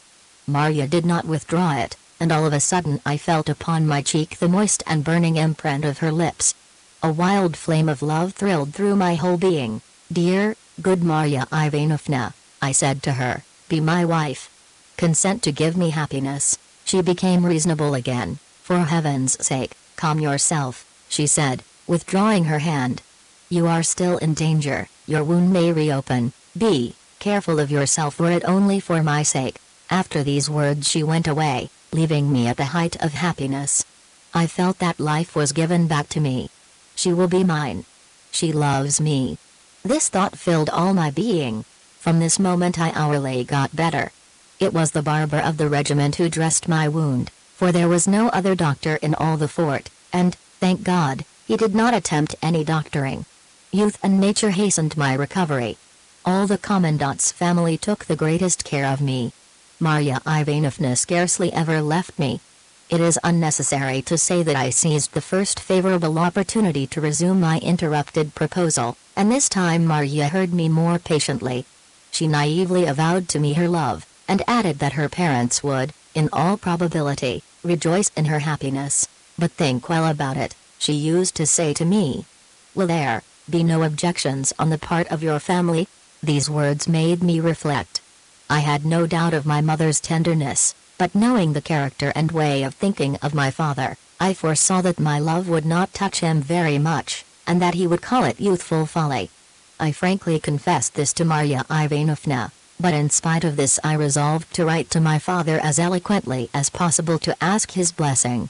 I showed my letter to Marya Ivanovna, who found it so convincing and touching that she had no doubt of success, and gave herself up to the feelings of her heart with all the confidence of youth and love. I made peace with Khvabrine during the early days of my convalescence. Ivan Kuzmich said to me, reproaching me for the duel, you know, Petr Andreyich, properly speaking, I ought to put you under arrest, but you are already sufficiently punished without that. As to Alexey Ivanich, he is confined by my order, and under strict guard, in the corn magazine, and Velisa Igorovna has his sword under lock and key. He will have time to reflect and repent at his ease. I was too happy to cherish the least rancor. I began to intercede for Khvabrine, and the good Commandant, with his wife's leave, agreed to set him at liberty. Khvabrine came to see me. He expressed deep regret for all that had occurred, declared it was all his fault, and begged me to forget the past. Not being of a rancorous disposition, I heartily forgave him both our quarrel and my wound. I saw in his slander the irritation of wounded vanity and rejected love, so I generously forgave my unhappy rival. I was soon completely recovered, and was able to go back to my quarters. I impatiently awaited the answer to my letter, not daring to hope, but trying to stifle sad forebodings that would arise. I had not yet attempted any explanation as regarded Velisa Igorovna and her husband. But my courtship could be no surprise to them, as neither Marya nor myself made any secret of our feelings before them, and we were sure beforehand of their consent. At last, one fine day, Sergeyevich came into my room with a letter in his hand. I took it trembling. The address was written in my father's hand. This prepared me for something serious, since it was usually my mother who wrote, and he only added a few lines at the end. For a long time I could not make up my mind to break the seal. I read over the solemn address: to my son, Petr Andreyich Grinif, District of Orenburg, Fort Belogorsk. I tried to guess from my father's handwriting in what mood he had written the letter. At last I resolved to open it, and I did not need to read more than the first few lines to see that the whole affair was at the devil. Here are the contents of this letter: my son Petr, we received the 15th of this month the letter in which you ask our parental blessing and our consent to your marriage with Marya Ivanovna, the Mironov daughter. And not only have I no intention of giving you either my blessing or my consent, but I intend to come and punish you well for your follies, like a little boy, in spite of your officer's rank, because you have shown me that you are not fit to wear this sword entrusted to you for the defense of your country, and not for fighting duels with fools like yourself. I shall write immediately to Andrei Karlovich to beg him to send you away from Fort Belogorsk to some place still further removed, so that you may get over this folly. Upon hearing of your duel and wound, your mother fell ill with sorrow, and she is still confined to her bed. What will become of you? I pray God may correct you, though I scarcely dare trust in his goodness. Your father, A.G. The perusal of this letter aroused in me a medley of feelings. The harsh expressions which my father had not scrupled to make use of hurt me deeply. The contempt which he cast on Marya Ivanovna appeared to me as unjust as it was unseemly, while, finally, the idea of being sent away from Fort Belogorsk dismayed me. But I was, above all, grieved at my mother's illness. I was disgusted with Sergeyevich, never doubting that it was he who had made known my duel to my parents. After walking up and down a while in my little room, I suddenly stopped short before him, and said to him, angrily, it seems that it did not satisfy you that, thanks to you, I've been wounded and at death's door, but that you must also want to kill my mother as well. Sergeyevich remained motionless, as it struck by a thunderbolt. Have pity on me, sir, he exclaimed, almost sobbing. What is it you deign to tell me that I am the cause of your wound? But God knows I was only running to stand between you and Alexei Ivanich's sword. Accursed old age alone prevented me. What have I now done to your mother? What did you do? I retorted. Who told you to write and denounce me? Were you put in my service to be a spy upon me? I denounce you, replied Sergeyevich, in tears. Oh, good heavens! Here, be so good as to read what master has written to me, and see if it was I who denounced you.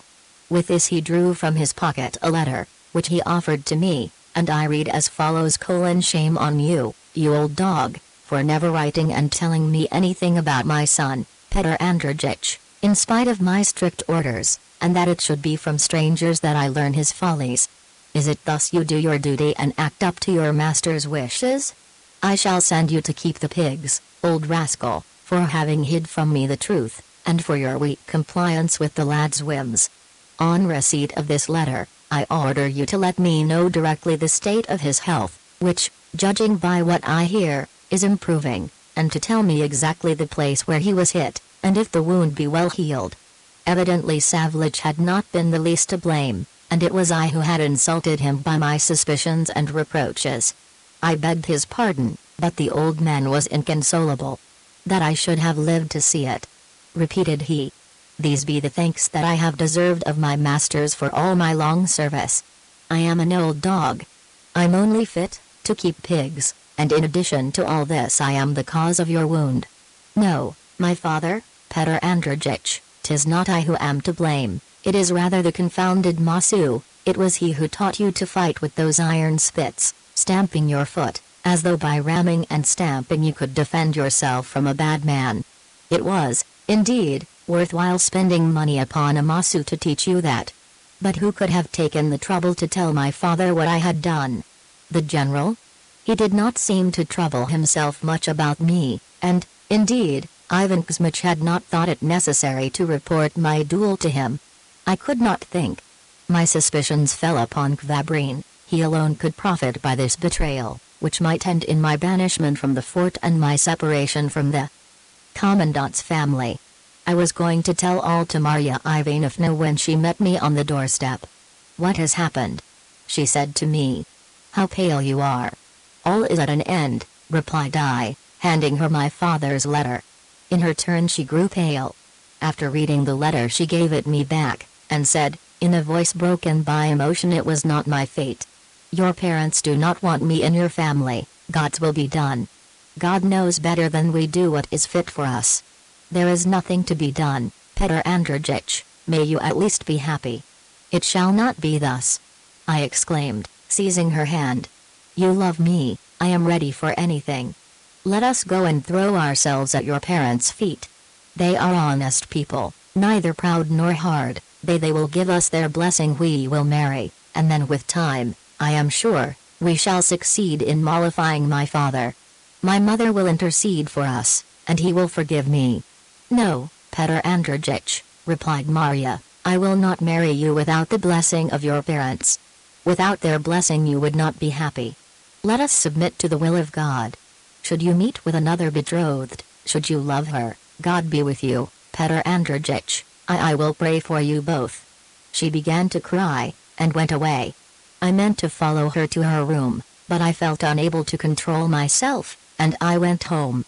I was seated, deep in melancholy reflections, when Sergeyevich suddenly came and interrupted me. "Here, sir," said he, handing me a sheet of paper all covered with writing, "see if I be a spy on my master, and if I try to sow discord betwixt father and son." I took the paper from his hand. It was Sergeyevich's reply to the letter he had received. "Here it is word for word, my lord, Andrei Petrovich, our gracious father, I have received your gracious letter, in which you deign to be angered with me, your serf, bidding me be ashamed of not obeying my master's orders. And I, who am not an old dog, but your faithful servant, I do obey my master's orders, and I have ever served you zealously, even unto white hairs.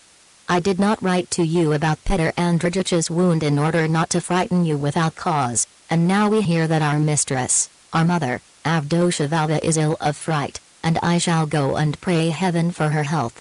Petr Andreyich has been wounded in the chest, beneath the right shoulder, under one rib, to the depth of a verkak and a half, and he has been taken care of in the Commandant's house, whither we brought him from the river bank, and it was the barber here, Stepan Paramanov, who treated him, and now Petr Andreyich, thank God, is going on well, and there is nothing but good to tell of him.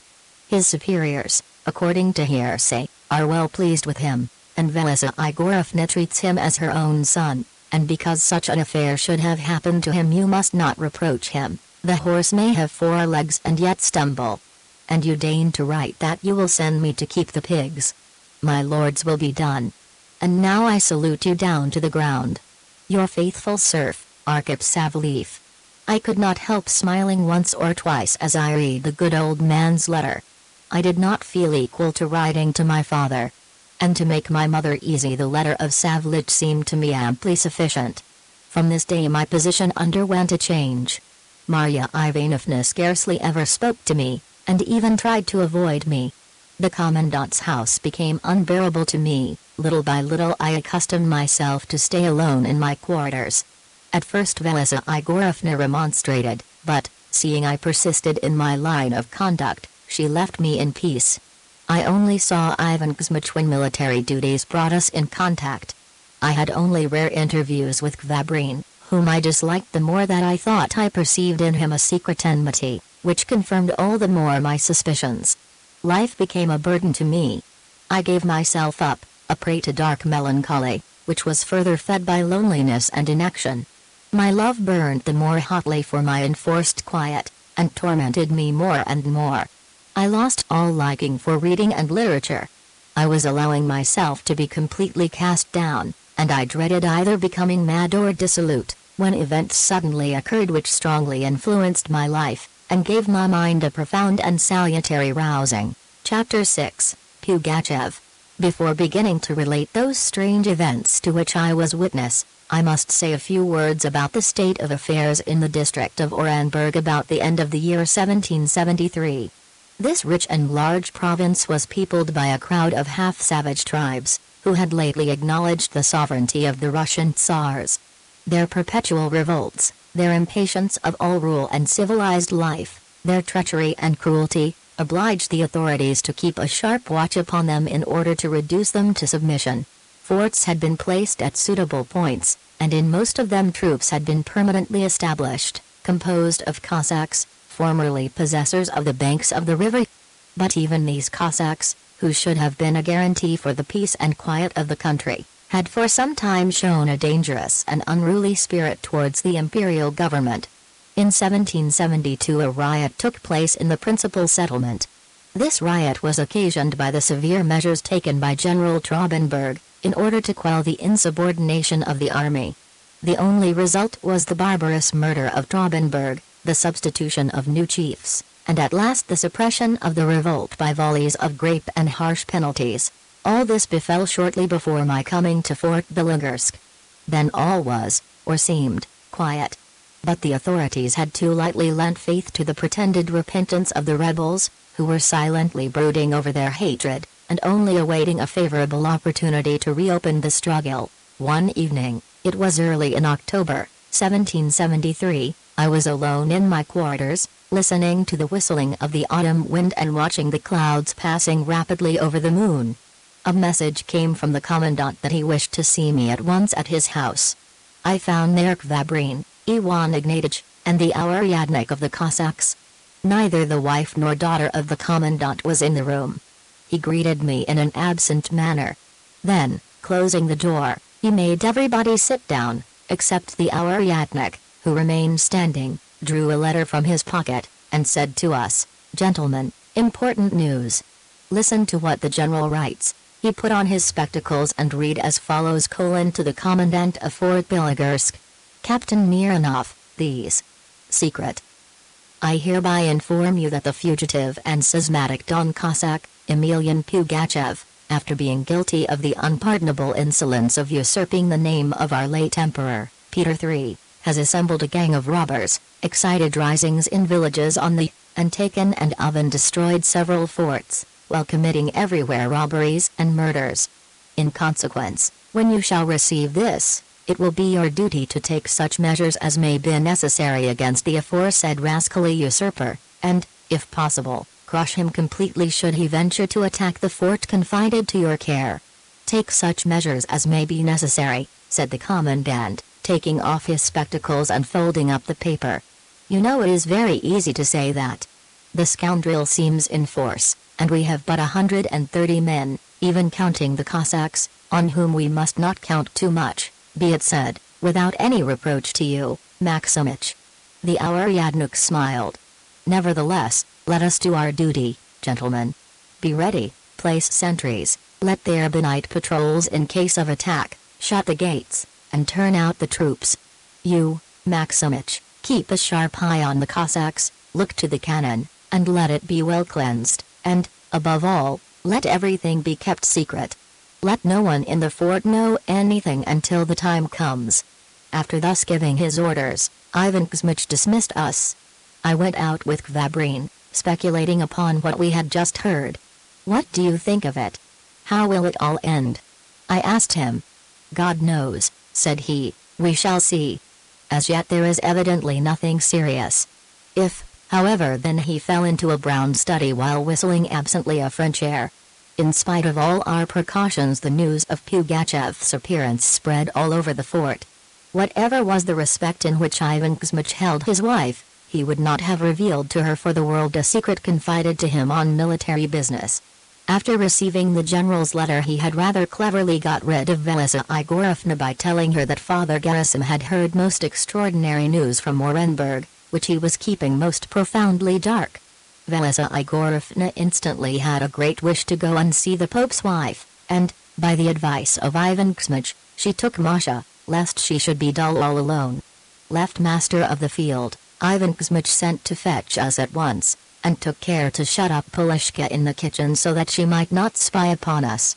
Velisa Igorovna came home without having been able to worm anything out of the Pope's wife. She learned upon coming in that during her absence Ivan Kuzmich had held a council of war, and that Palashka had been locked up. She suspected that her husband had deceived her, and she immediately began overwhelming him with questions. But Ivan Kuzmich was ready for this onset. He did not care in the least, and he boldly answered his curious Federhof, "Look here, little mother, the countrywomen have taken it into their heads to light fires with straw, and as that might be the cause of a misfortune, I assembled my officers, and I ordered them to watch that the women do not make fires with straw, but rather with faggots and brambles." "And why were you obliged to shut up Polishka?" his wife asked him. "Why was the poor girl obliged to stay in the kitchen till we came back?"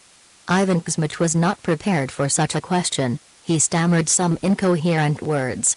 Velisa Igorovna instantly understood that her husband had deceived her, but as she could not at that moment get anything out of him, she forbore questioning him, and spoke of some pickled cucumbers which Aklina Pamfilovna knew how to prepare in a superlative manner.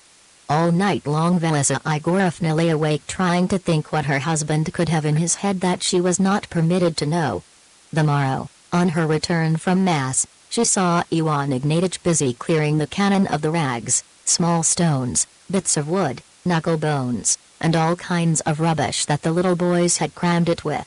"What can these warlike preparations mean?" thought the commandant's wife. "Can it be that they are afraid of an attack by the Kyrgyz? But then is it likely that Ivan Kuzmich would hide from me such a trifle?" She called Ivan Ignatych, determined to have out of him the secret which was provoking her feminine curiosity.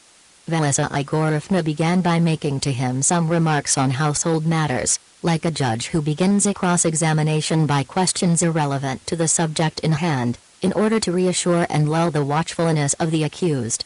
Then, after a few minutes' silence, she gave a deep sigh, and said, shaking her head, "Oh, good Lord! Just think what news! What will come of all this?" "My little mother," replied Ivan Ignatych, "the Lord is merciful. We have soldiers enough, and much powder. I have cleared the cannon. Perhaps we may be able to defeat this Pugachev. If God do not forsake us, the wolf will eat none of us here." "And what manner of man is this Pugachev?" questioned the commandant's wife.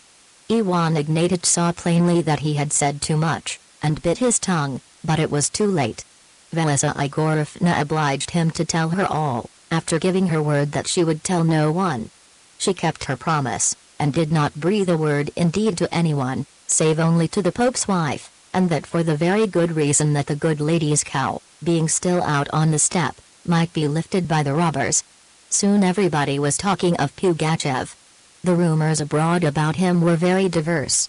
The commandant sent the Auryadnik on a mission to look well into all in the neighboring village and little forts. The Auryadnik came back after an absence of 2 days, and reported that he had seen in the steppe, about 60 versts from the fort, many fires, and that he had heard the Bashkirs say that an innumerable force was approaching. He had nothing of a more detailed or accurate nature to relate, having been afraid of going too far. We soon began to notice a certain stir among the Cossacks in the garrison. They gathered in all the streets in little groups, spoke among themselves in low voices, and dispersed directly they caught sight of a dragoon or any other Russian soldier. They were watched. July, a baptized Kamuk, revealed to the commandant something very serious. According to him, the Auryadnik had made a false report. On his return, the perfidious Cossack had told his comrades that he had advanced upon the rebels, and that he had been presented to their chief, and that this chief gave him his hand to kiss and had had a long interview with him. At once the commandant put the Auryadnik in arrest, and declared July his substitute. This change was received by the Cossacks with manifest discontent. They grumbled aloud, and Ivan Ignatych, who executed the commandant's orders, heard them with his own ears say pretty clearly, "Only wait a bit, you garrison rat." The commandant had intended to cross-examine his prisoner that same day, but the Auryadnik had escaped, doubtless with the connivance of his accomplices. Another thing occurred to augment the commandant's disquiet. A Bashkir was taken bearing seditious letters. Upon this occasion the commandant decided upon assembling his officers anew, and in order to do that he wished again to get rid of his wife under some plausible pretext. But as Ivan Kuzmich was one of the most upright and sincere of men, he could not think of any other way than that which he had already employed on a previous occasion. "Do you know, Velisa Igorovna," said he to her, while clearing his throat once or twice, "it is said that Father Gerasim has received from the town." "Hold your tongue," interrupted his wife. "You want again to call a council of war, and talk without me about Emelian Pugachev, but you will not deceive me this time." Ivan Kuzmich opened his eyes wide. "Well, little mother," said he, "if you know all, stay, there is nothing more to be done, we will talk before you." "Yes, you are quite right, my little father," rejoined she, "it is of no use your trying to play the sly fox. Send for the officers." We again met. Ivan Kuzmich read to us, before his wife, Pugachev's proclamation, drawn up by some illiterate Cossack. The robber proclaimed his intention of marching directly upon our fort, inviting the Cossacks and the soldiers to join him, and counseling the chiefs not to withstand him, threatening them, should they do so, with the utmost torture. The proclamation was written in coarse but emphatic terms, and was likely to produce a great impression on the minds of simple people. "What a rascal!" cried the commandant's wife. "Just look what he dares to propose to us. To go out to meet him and lay our colors at his feet. Oh! The son of a dog! He doesn't then know that we have been 40 years in the service, and that, thank heaven, we have had a taste of all sorts. Is it possible that there can have been commandants base and cowardly enough to obey this robber?" "Such a thing should not be possible," rejoined Ivan Kuzmich. "Nevertheless, they say the scoundrel has already got possession of several forts." "It appears that he is in strength, indeed," observed Kvabrin. "We shall know directly the amount of his strength," resumed the commandant. "Velisa Igorovna, give me the key of the barn. Ivan Ignatych, bring up the bashkir and tell July to fetch the rods." "Wait a bit, Ivan Kuzmich," said the commandant's wife, rising, "let me take Masha out of the house. Without I do so she would hear the cries, and they would frighten her. And as for me, to tell the truth, I am not over-curious about such matters. So hoping to see you again." Torture was then so rooted in the practice of justice that the beneficial ukase ordaining its abolition remained a long time of none effect. It was thought that the confession of the accused was indispensable to condemnation, an idea not merely unreasonable, but contrary to the dictates of the simplest good sense in legal matters, for, if the denial of the accused be not accepted as proof of his innocence, the extorted confession should still less serve as proof of his guilt.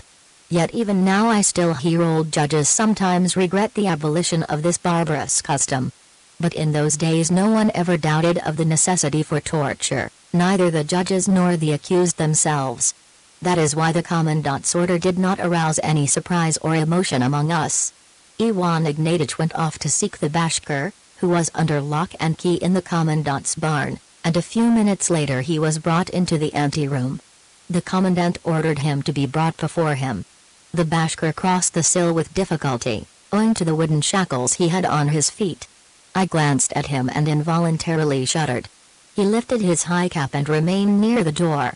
I shall never forget that man. He seemed to be at least 70 years old, and he had neither nose nor ears. His head was shaven, and his beard consisted of a few gray hairs. He was little of stature, thin and bent, but his Tartar eyes still sparkled. "Eh, said the commandant, who recognized by these terrible marks one of the rebels punished in 1741, "You are an old wolf, by what I see. You have already been caught in our traps. 'Tis not the first time you have rebelled, since you have been so well cropped. Come near and tell me who sent you." The old bashkir remained silent, and looked at the commandant with a look of complete idiocy. "Well, why don't you speak?" continued Ivan Kuzmich. "Don't you understand Rus? July, ask him in your language who sent him to our fort." July repeated Ivan Kuzmich's question in the Tartar language. But the bashkir looked at him with the same expression, and spoke never a word. "Jockey." The commandant rapped out a Tartar oath, "I'll make you speak. Here, July, strip him of his striped dressing gown, his idiot's dress, and stripe his shoulders. Now then, July, touch him up properly." Two pensioners began undressing the bashkir. Great uneasiness then overspread the countenance of the unhappy man. He began looking all round like a poor little animal in the hands of children. But when one of the pensioners seized his hands in order to twine them round his neck, and, stooping, upraised the old man on his shoulders, when July took the rods and lifted his hands to strike, then the Bashkir gave a long, deep moan, and, throwing back his head, opened his mouth, wherein, instead of a tongue, was moving a short stump. We were all horrified. "Well," said the Commandant, "I see we can get nothing out of him. July, take the Bashkir back to the barn, and as for us, gentlemen, we have still to deliberate." We were continuing to discuss our situation, when Velisa Igorovna burst into the room, breathless, and looking affrighted. "What has happened to you?" asked the Commandant, surprised. "Misery. Misery," replied Velisa Igorovna. "Fort Nizhny Ozern was taken this morning. Father Gerasim's boy has just come back. He saw how it was taken. The Commandant and all the officers have been hanged, all the soldiers are prisoners. The rascals are coming here." This unexpected news made a great impression upon me. The Commandant of Fort Nizhny Ozern, a gentle and quiet young man, was known to me. 2 months previously he had passed on his way from Orenburg with his young wife, and he had stayed with Ivan Kuzmich. The Nizhny Ozernaya was only 25 versts away from our fort. From hour to hour we might expect to be attacked by Pugachev. The probable fate of Marya Ivanovna rose vividly before my imagination, and my heart failed me as I thought of it. "Listen, Ivan Kuzmich," I said to the Commandant, "it is our duty to defend the fort to the last gasp, that is understood. But we must think of the women's safety. Send them to Orenburg, if the road be still open, or to some fort further off and safer, which the rascals have not yet had time to reach." Ivan Kuzmich turned to his wife. "Look here, Mother, really, had we not better send you away to some more distant place till the rebels be put down?" "What nonsense!" replied his wife. "Show me the fortress that bullets cannot reach. In what respect is Biligorskaya not safe? Thank heaven, we have now lived here more than 21 years. We have seen the Bashkirs and the Kyrgyz, perhaps we may weary out Pugachev here." "Well, little mother," rejoined Ivan Kuzmich, "stay if you like, since you reckon so much on our fort. But what are we to do with Masha? It is all right if we weary him out or if we be succored. But if the robbers take the fort? Well, then." But here Velisa Igorovna could only stammer and become silent, choked by emotion. "No, Velisa Igorovna," resumed the Commandant, who remarked that his words had made a great impression on his wife, perhaps for the first time in her life, "it is not proper for Masha to stay here. Let us send her to Orenburg to her godmother. There are enough soldiers and cannons there, and the walls are stone. And I should even advise you to go away thither, for though you be old yet think on what will befall you if the fort be taken by assault." "Well, well," said the wife, "we will send away Masha, but don't ask me to go away, and don't think to persuade me, for I will do no such thing. It will not suit me either in my old age to part from you and go to seek a lonely grave in a strange land. We have lived together, we will die together." "And you are right," said the Commandant. "Let us see, there is no time to lose. Go and get Masha ready for her journey. Tomorrow we will start her off at daybreak, and we will even give her an escort, though, to tell the truth, we have none too many people here." "But where is she?" "At Aklina Pamfilovna's," answered his wife. "She turned sick when she heard of the taking of Nizhny Ozern. I dread lest she should fall ill. Oh, God in heaven! That we should have lived to see this." Velisa Igorovna went away to make ready for her daughter's departure. The council at the Commandant's still continued, but I no longer took any part in it. Marya Ivanovna reappeared for supper, pale and her eyes red. We supped in silence, and we rose from table earlier than usual. Each of us returned to his quarters after bidding goodbye to the whole family. I purposely forgot my sword, and came back to fetch it. I felt I should find Marya alone. In fact, she met me in the porch, and handed me my sword. "Goodbye, Petr Andreyich," she said to me, crying, "they are sending me to Orenburg. Keep well and happy. Mayhap God will allow us to see one another again, if not." She began to sob. I pressed her in my arms. "God be with you, my angel," I said to her. "My darling, my loved one, Whatever befall me, rest assured that my last thought and my last prayer will be for you." Masha still wept, sheltered on my breast. I kissed her passionately, and abruptly went out. Chapter 7, The Assault. All the night I could not sleep, and I did not even take off my clothes. I had meant in the early morning to gain the gate of the fort, by which Marya Ivanovna was to leave, to bid her a last goodbye. I felt that a complete change had come over me. The agitation of my mind seemed less hard to bear than the dark melancholy in which I had been previously plunged. Blended with a sorrow of parting, I felt within me vague, but sweet, hopes, an eager expectation of coming dangers, and a feeling of noble ambition. The night passed quickly. I was going out, when my door opened and the corporal came in to tell me that our Cossacks had left the fort during the night, taking away with them by force July, and that around our ramparts unknown people were galloping. The thought that Marya Ivanovna had not been able to get away terrified me to death. I hastily gave some orders to the corporal, and I ran to the commandant's house. Day was breaking. I was hurrying down the street when I heard myself called by someone. I stopped. "Where are you going, if I may presume to ask you?" said Ivan Ignatych, catching me up. "Ivan Kuzmich is on the ramparts, and has sent me to seek you." "The Pugach has come.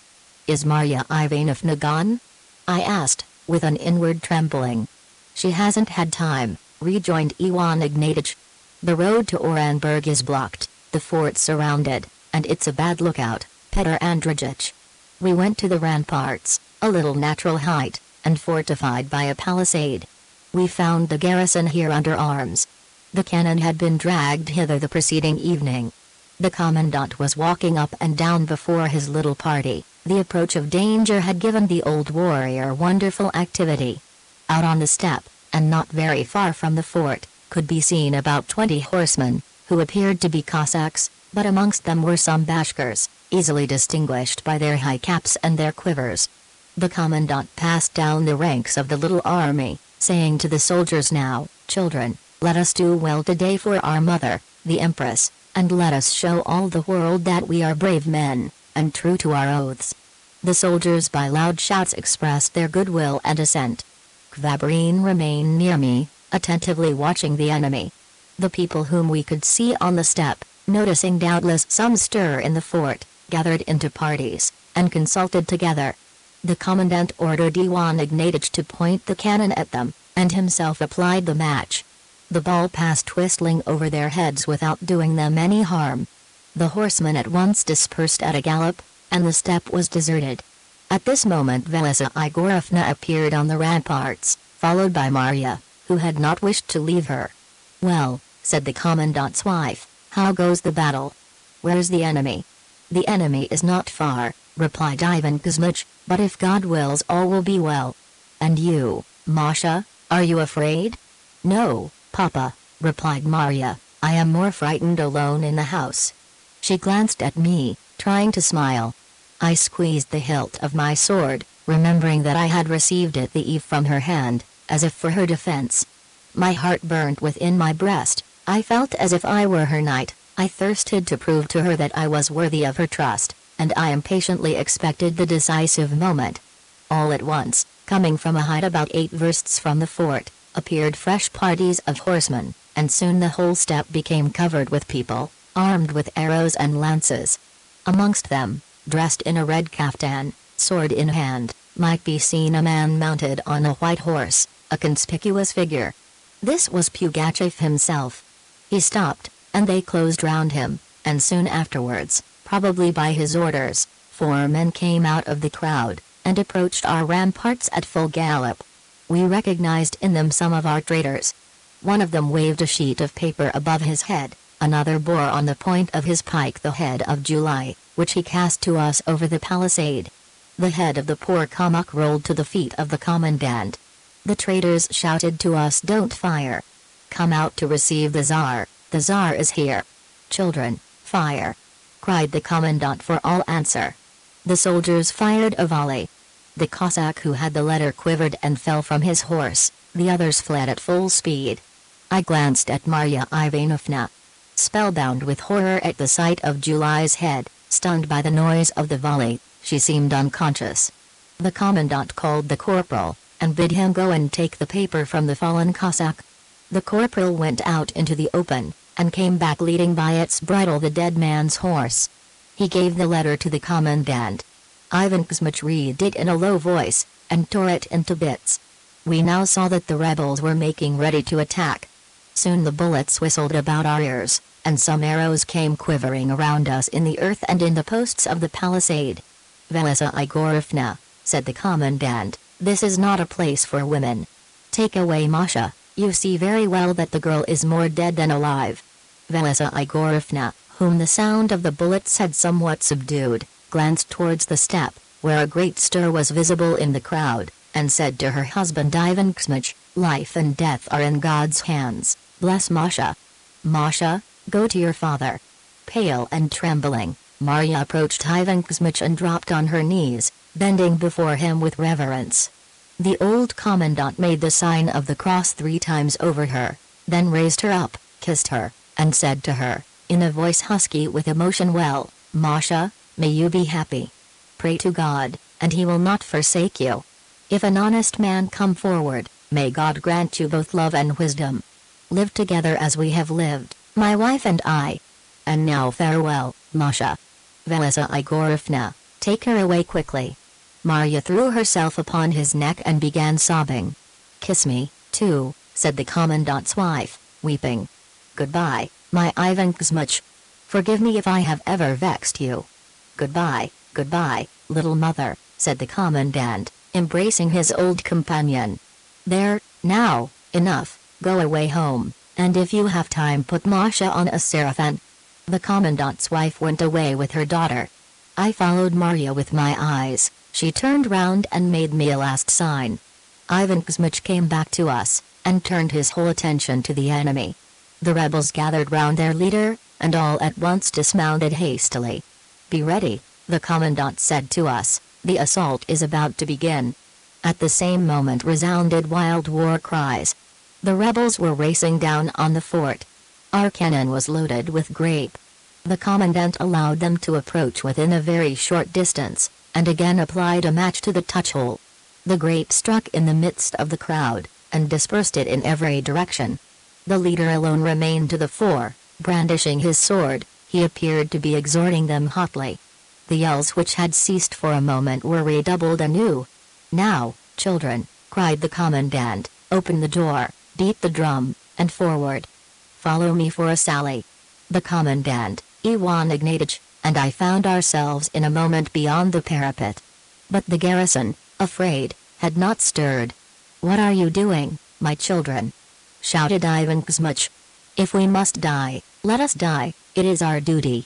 At this moment the rebels fell upon us and forced the entrance of the citadel. The drum ceased, the garrison threw down its arms. I had been thrown down, but I got up and passed helter-skelter with the crowd into the fort. I saw the commandant wounded in the head, and hard-pressed by a little band of robbers clamoring for the keys. I was running to help him, when several strong Cossacks seized me, and bound me with their kukaks, shouting, "Wait a bit, you will see what will become of you traitors to the Tsar." We were dragged along the streets. The inhabitants came out of their houses, offering bread and salt. The bells were rung. All at once shouts announced that the Tsar was in the square waiting to receive the oaths of the prisoners. All the crowd diverged in that direction, and our keepers dragged us thither. Pugachev was seated in an armchair on the threshold of the commandant's house.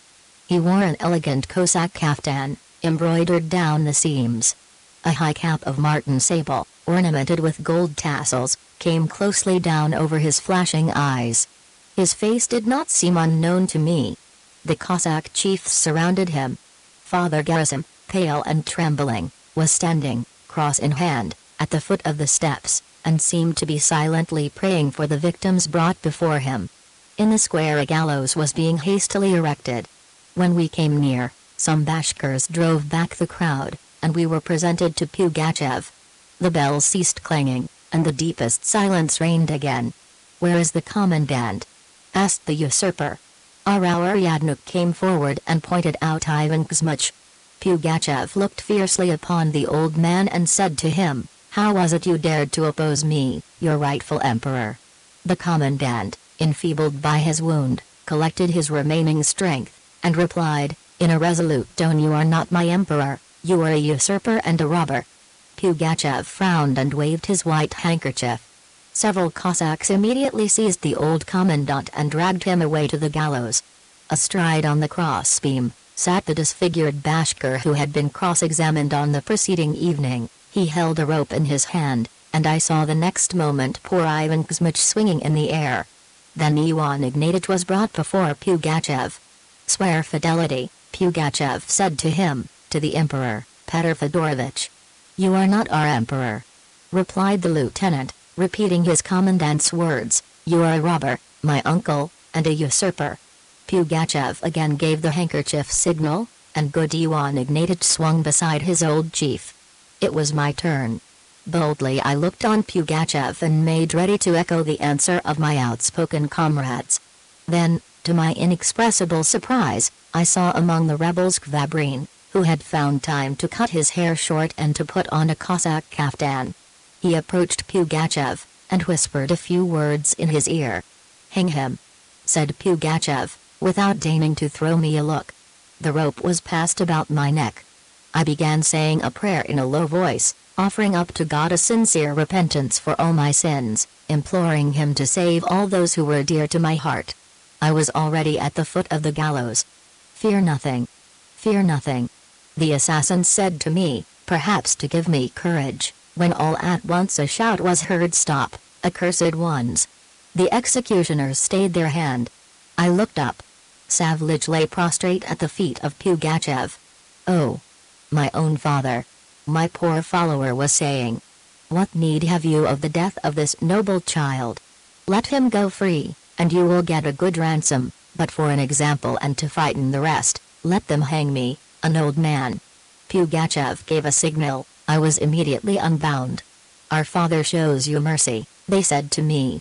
At this moment I cannot say that I was much overjoyed at my deliverance, but I cannot say either that I regretted it, for my feelings were too upset. I was again brought before the usurper and forced to kneel at his feet.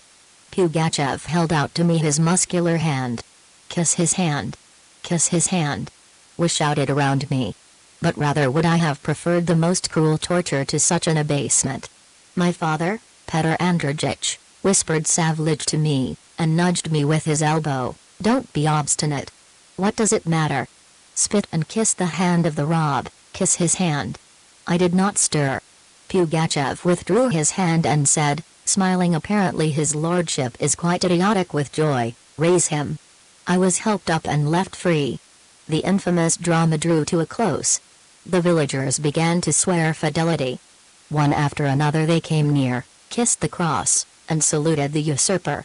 Then it came to the turn of the soldiers of the garrison. The tailor of the company, armed with his big blunt scissors, cut off their queues. They shook their heads and touched their lips to Pugachev's hand. The latter told them they were pardoned and enrolled amongst his troops. All this lasted about 3 hours. At last Pugachev rose from his armchair and went down the steps, followed by his chiefs. There was brought for him a white horse, richly caparisoned. 2 Cossacks held his arms and helped him into the saddle. He announced to Father Gerasim that he would dine at his house. At this moment arose a woman's heart-rending shrieks. Some robbers were dragging to the steps Velisa Igorovna, with disheveled hair and half-dressed. One of them had already appropriated her cloak, the others were carrying off the mattresses, boxes, linen, tea sets, and all manner of things. "Oh, my fathers!" cried the poor old woman. "Let me alone, I pray you, my fathers, bring me to Ivan Kuzmich." All of a sudden she perceived the gallows and recognized her husband. "Villains!" she exclaimed, beside herself, "what have you done? Oh, my light, my Ivan Kuzmich! Bold soldier heart, neither Prussian bayonets nor Turkish bullets ever harmed you, and you have died before a vile runaway felon." "Silence the old witch," said Pugachev. A young Cossack struck her with his sword on the head, and she fell dead at the foot of the steps. Pugachev went away, all the people crowding in his train. Chapter 8. The unexpected visit. The square remained empty. I stood in the same place, unable to collect my thoughts, disturbed by so many terrible events. My uncertainty about Marya Ivanovna's fate tormented me more than I can say. Where was she? What had become of her? Had she had time to hide herself? Was her place of refuge safe and sure? Full of these oppressive thoughts, I went to the Commandant's house. All was empty. The chairs, the tables, the presses were burned, and the crockery in bits. The place was in dreadful disorder. I quickly ran up the little stair which led to Marya's room, where I was about to enter for the first time in my life. Her bed was topsy-turvy, the press open and ransacked. A lamp still burned before the civet, equally empty, but a small looking-glass hanging between the door and window had not been taken away. What had become of the inmate of this simple maiden's cell? A terrible apprehension crossed my mind. I thought of Marya in the hands of the robbers. My heart failed me, I burst into tears and murmured the name of my loved one. At this moment I heard a slight noise, and Pilishka, very pale, came out from behind the press. "Oh, Peter Andreyich," said she, wringing her hands, "what day, what horrors!" "Marya Ivanovna," cried I, impatiently, "where is Marya Ivanovna?" "The young lady is alive," replied Pilishka. "She is hidden at Aklina Pamfilovna's." "In the Pope's house?" I exclaimed, affrighted. "Good God! Pugachev is there!" I rushed out of the room. In 2 jumps I was in the street and running wildly towards the Pope's house. From within there resounded songs, shouts, and bursts of laughter. Pugachev was at the table with his companions. Pilishka had followed me. I sent her secretly to call aside Aklina Pamfilovna. The next minute the Pope's wife came out into the anteroom, an empty bottle in her hand. "In heaven's name, where is Marya Ivanovna?" I asked, with indescribable agitation.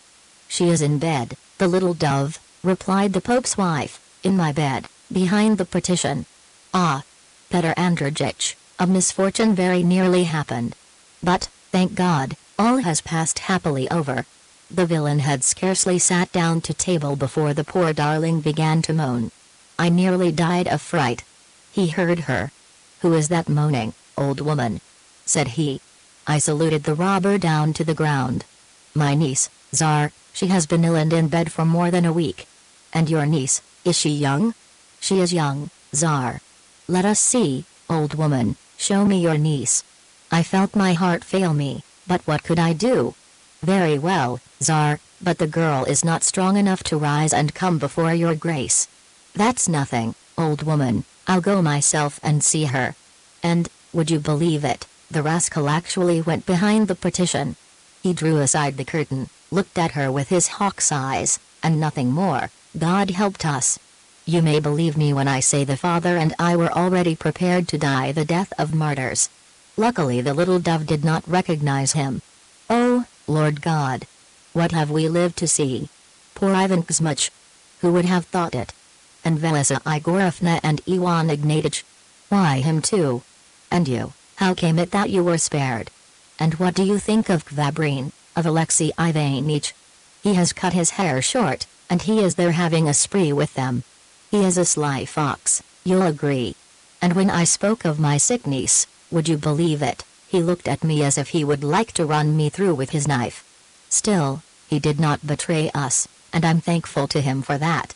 At this moment uprose the vinous shouts of the guests and the voice of Father Gerasim. The guests wanted more wine, and the Pope was calling his wife. "Go home, Peter Andreyich," she said to me, in great agitation. "I have something else to do than chatter to you. Some ill will befall you if you come across any of them now. Goodbye, Peter Andreyich. What must be, and it may be God will not forsake us." The Pope's wife went in. A little relieved, I returned to my quarters. Crossing the square I saw several Bashkirs crowding round the gallows in order to tear off the high boots of the hanged men. With difficulty I forbore showing my anger, which I knew would be wholly useless.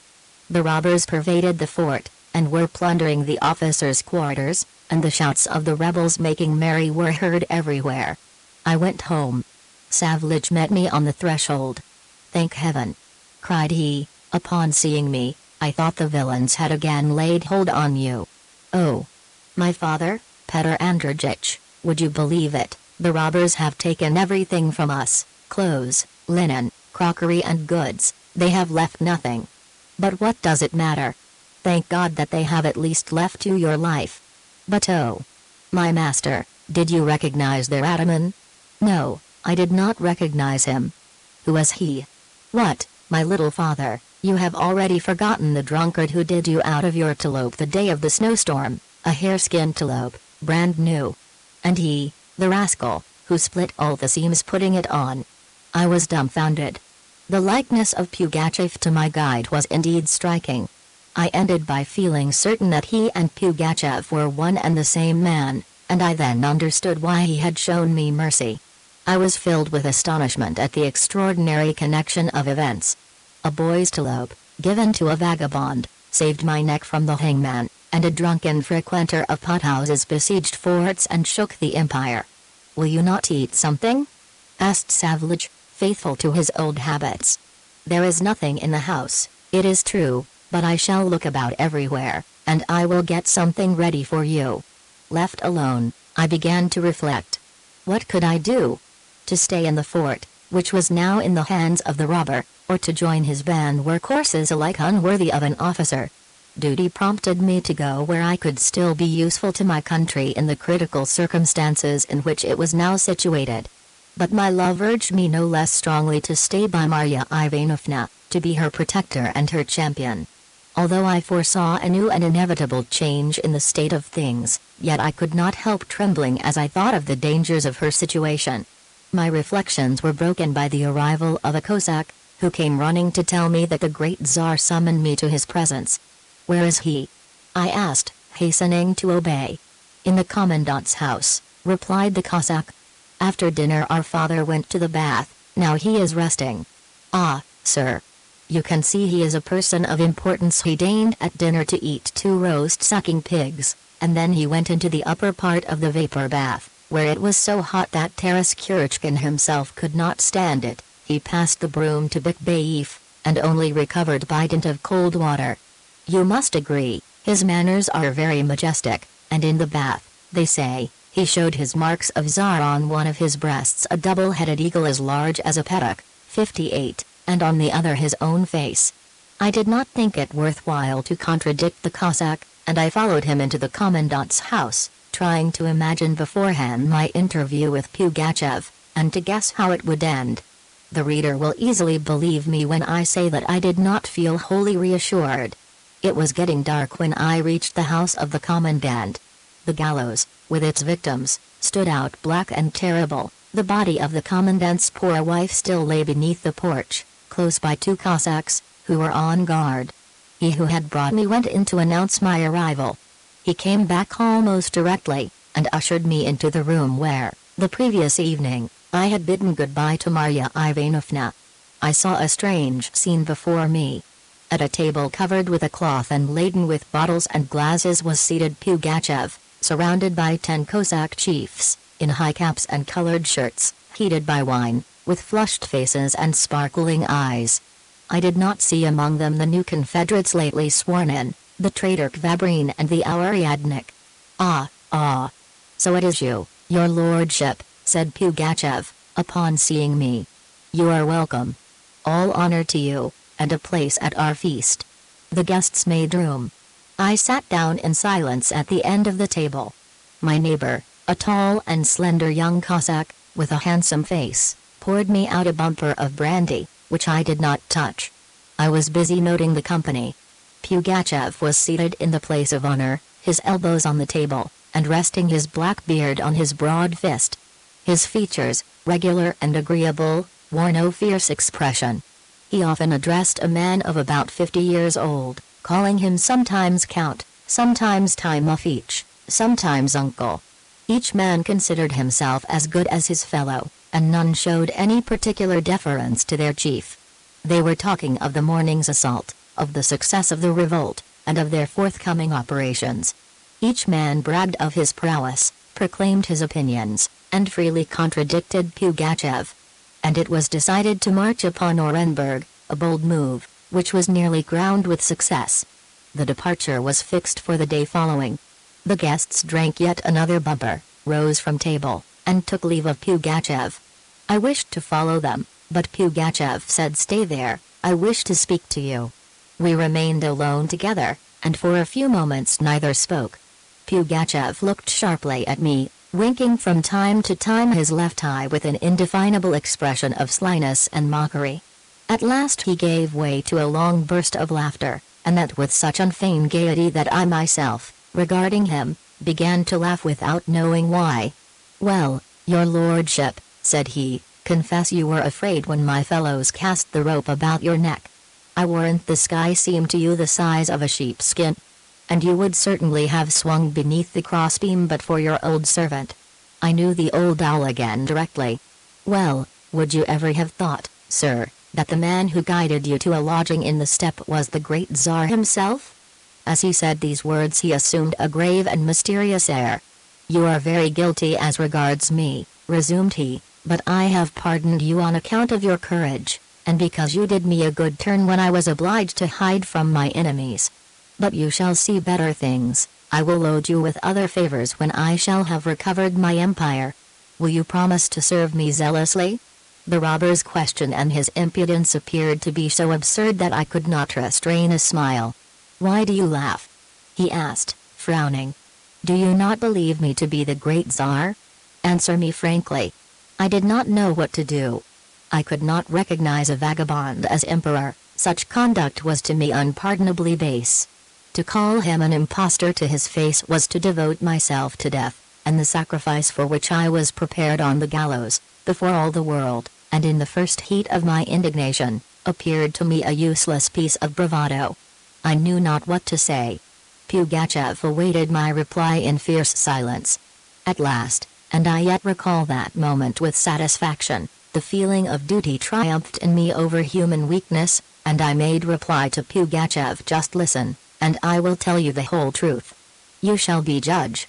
Can I recognize in you a Tsar? You are a clever man, you would see directly that I was lying. Who, then, am I, according to you? God alone knows, but whoever you be, you are playing a dangerous game." Pugachev cast at me a quick, keen glance. "You do not then think that I am the Tsar, Peter? Well, so let it be. Is there no chance of success for the bold? In former times did not Griska utter Pifrin? Think of me as you please, but do not leave me. What does it matter to you whether it be one or the other? He who is Pope his father. Serve me faithfully, and I will make you a field marshal and a prince. What do you say to this?" "No," I replied, firmly. "I am a gentleman. I have sworn fidelity to Her Majesty the Tsarina. I cannot serve you. If you really wish me well, send me back to Orenburg." Pugachev reflected. "But if I send you away," said he, "will you promise me at least not to bear arms against me?" "How can you expect me to promise you that?" replied I. "You know yourself that that does not depend upon me. If I be ordered to march against you, I must submit. You are a chief now, you wish your subordinates to obey you. How can I refuse to serve if I am wanted? My head is at your disposal. If you let me go free, I thank you. If you cause me to die, may God judge you. Howbeit, I have told you the truth." My outspoken candor pleased Pugachev. "E'en so let it be," said he, clapping me on the shoulder, "either entirely punish or entirely pardon. Go to the four winds and do what seems good in your eyes, but come tomorrow and bid me goodbye, and now be gone to bed, I am sleepy myself." I left Pugachev, and went out into the street. The night was still and cold, the moon and stars, sparkling with all their brightness, lit up the square and the gallows. All was quiet and dark in the rest of the fort. Only in the tavern were lights still to be seen, and from within arose the shouts of the lingering revelers. I threw a glance at the Pope's house. The doors and the shutters were closed, all seemed perfectly quiet there. I went home and found Savage deploring my absence.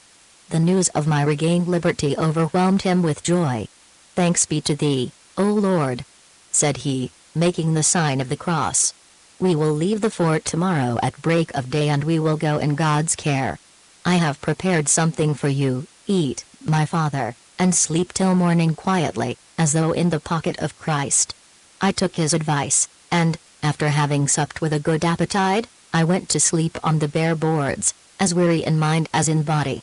Chapter 9, The Parting. The drama woke me very early, and I went to the square. There the troops of Pugachev were beginning to gather round the gallows where the victims of the preceding evening still hung. The Cossacks were on horseback, the foot soldiers with their arms shouldered, their colors flying in the air. Several cannons, among which I recognized ours, were placed on field gun carriages. All the inhabitants had assembled in the same place, awaiting the usurper. Before the door of the Commandant's house a Cossack held by the bridle a magnificent white horse of Kyrgyz breed. I sought with my eyes the body of the Commandant's wife. It had been pushed aside and covered over with an old bark mat. At last Pugachev came out of the house. All the crowd uncovered. Pugachev stopped on the doorstep and said good morning to everybody. One of the chiefs handed him a bag filled with small pieces of copper, which he began to throw broadcast among the people, who rushed to pick them up, fighting for them with blows. The principal confederates of Pugachev surrounded him. Among them was Kvabrin. Our eyes met, he could read contempt in mine, and he looked away with an expression of deep hatred and pretended mockery. Seeing me in the crowd, Pugachev beckoned to me and called me up to him. "Listen," said he, "start this very minute for Orenburg. You will tell the governor and all the generals from me that they may expect me in a week. Advise them to receive me with submission and filial love, if not, they will not escape a terrible punishment. A good journey, to your lordship." Then turning to the people, he pointed out Kvabrin. "There, children," said he, "is your new commandant. Obey him in all things, he answers to me for you and the fort." I heard these words with affright. Kvabrin become master of the place. Marya remained in his power. Good God! What would become of her? Pugachev came down the steps, his horse was brought round, he sprang quickly into the saddle, without waiting for the help of the Cossacks prepared to aid him. At this moment I saw my Savlich come out of the crowd, approach Pugachev, and present him with a sheet of paper. I could not think what it all meant. "What is it?" asked Pugachev, with dignity. "Deign to read it, and you will see," replied Savlich. Pugachev took the paper and looked at it a long time with an air of importance. At last he said, "You write very illegibly, our lucid eyes cannot make out anything. Where is our chief secretary?" A youth in a corporal's uniform ran up to Pugachev. "Read it aloud," the usurper said to him, handing him the paper. I was extremely curious to know on what account my retainer had thought of writing to Pugachev. The chief secretary began in a loud voice, spelling out what follows: 2 dressing gowns, 1 cotton, the other striped silk, 6 rubles. "What does that mean?" interrupted Pugachev, frowning. "Tell him to read further," rejoined Savlich, quite unmoved. The chief secretary continued to read: 1 uniform of fine green cloth, 7 rubles, 1 pair trousers, white cloth, 5 rubles, 12 shirts of Holland shirting, with cuffs, 10 rubles, 1 box with tea service, 2.5 rubles. "What is all this nonsense?" cried Pugachev. "What do these tea boxes and breeches with cuffs matter to me?" Savlich cleared his throat with a cough, and set to work to explain matters. "Let my father condescend to understand that that is the bill of my master's goods which have been taken away by the rascals." "What rascals?" quoth Pugachev, in a fierce and terrible manner. "Beg pardon, my tongue played me false," replied Savlich. "Rascals, no, they are not rascals, but still your fellows have well harried and well robbed, you must agree. Do not get angry, the horse has 4 legs, and yet he stumbles. Bid him read to the end." "Well, let us see, read on," said Pugachev. The secretary continued: 1 chintz rug, another of wadded silk, 4 rubles, 1 Polish fox skin lined with red ratteen, 40 rubles, and lastly, a small hare-skin antelope, which was left in the hands of your lordship in the wayside house on the steppe, 15 rubles. "What's that?" cried Pugachev, whose eyes suddenly sparkled. I confess I was in fear for my poor follower. He was about to embark on new explanations when Pugachev interrupted him. "How dare you bother me with such nonsense?" cried he, snatching the paper out of the hands of the secretary and throwing it in Savlage's face. "Foolish old man, you have been despoiled. Well, what does it signify? But, old owl, you should eternally pray God for me and my lads that you and your master do not swing up there with the other rebels. A hare-skin antelope. Hark ye, I'll have you flayed alive that antelopes may be made of your skin." "As it may please you," replied Savlage. "But I am not a free man, and I must answer for my lord's goods." Pugachev was apparently in a fit of high-mindedness. He turned aside his head, and went off without another word. Kvabrine and the chiefs followed him. All the band left the fort in order. The people escorted it. I remained alone in the square with Savlage. My follower held in his hand the memorandum, and was contemplating it with an air of deep regret. Seeing my friendly understanding with Pugachev, he had thought to turn it to some account. But his wise hope did not succeed. I was going to scold him sharply for his misplaced zeal, and I could not help laughing. "Laugh, sir, laugh," said Savlage, "but when you are obliged to fit up your household anew, we shall see if you still feel disposed to laugh." I ran to the Pope's house to see Marya Ivanovna. The Pope's wife came to meet me with a sad piece of news. During the night high fever had set in, and the poor girl was now delirious. Aleksandra Pamfilovna brought me to her room. I gently approached the bed. I was struck by the frightful change in her face. The sick girl did not know me. Motionless before her, it was long ere I understood the words of Father Gerasim and his wife, who apparently were trying to comfort me. Gloomy thoughts overwhelmed me. The position of a poor orphan left solitary and friendless in the power of rascals filled me with fear, while my own powerlessness equally distressed me, but Kvabrine above all, filled me with alarm. Invested with all power by the usurper, and left master in the fort, with the unhappy girl, the object of his hatred, he was capable of anything. What should I do? How could I help her? How deliver her?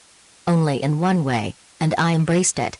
It was to start with all speed for Orenburg, so as to hasten the recapture of Bilogorsk, and to aid in it if possible. I took leave of the Pope and of Aleksandra Pamfilovna, recommending warmly to them her whom I already regarded as my wife. I seized the hand of the young girl and covered it with tears and kisses.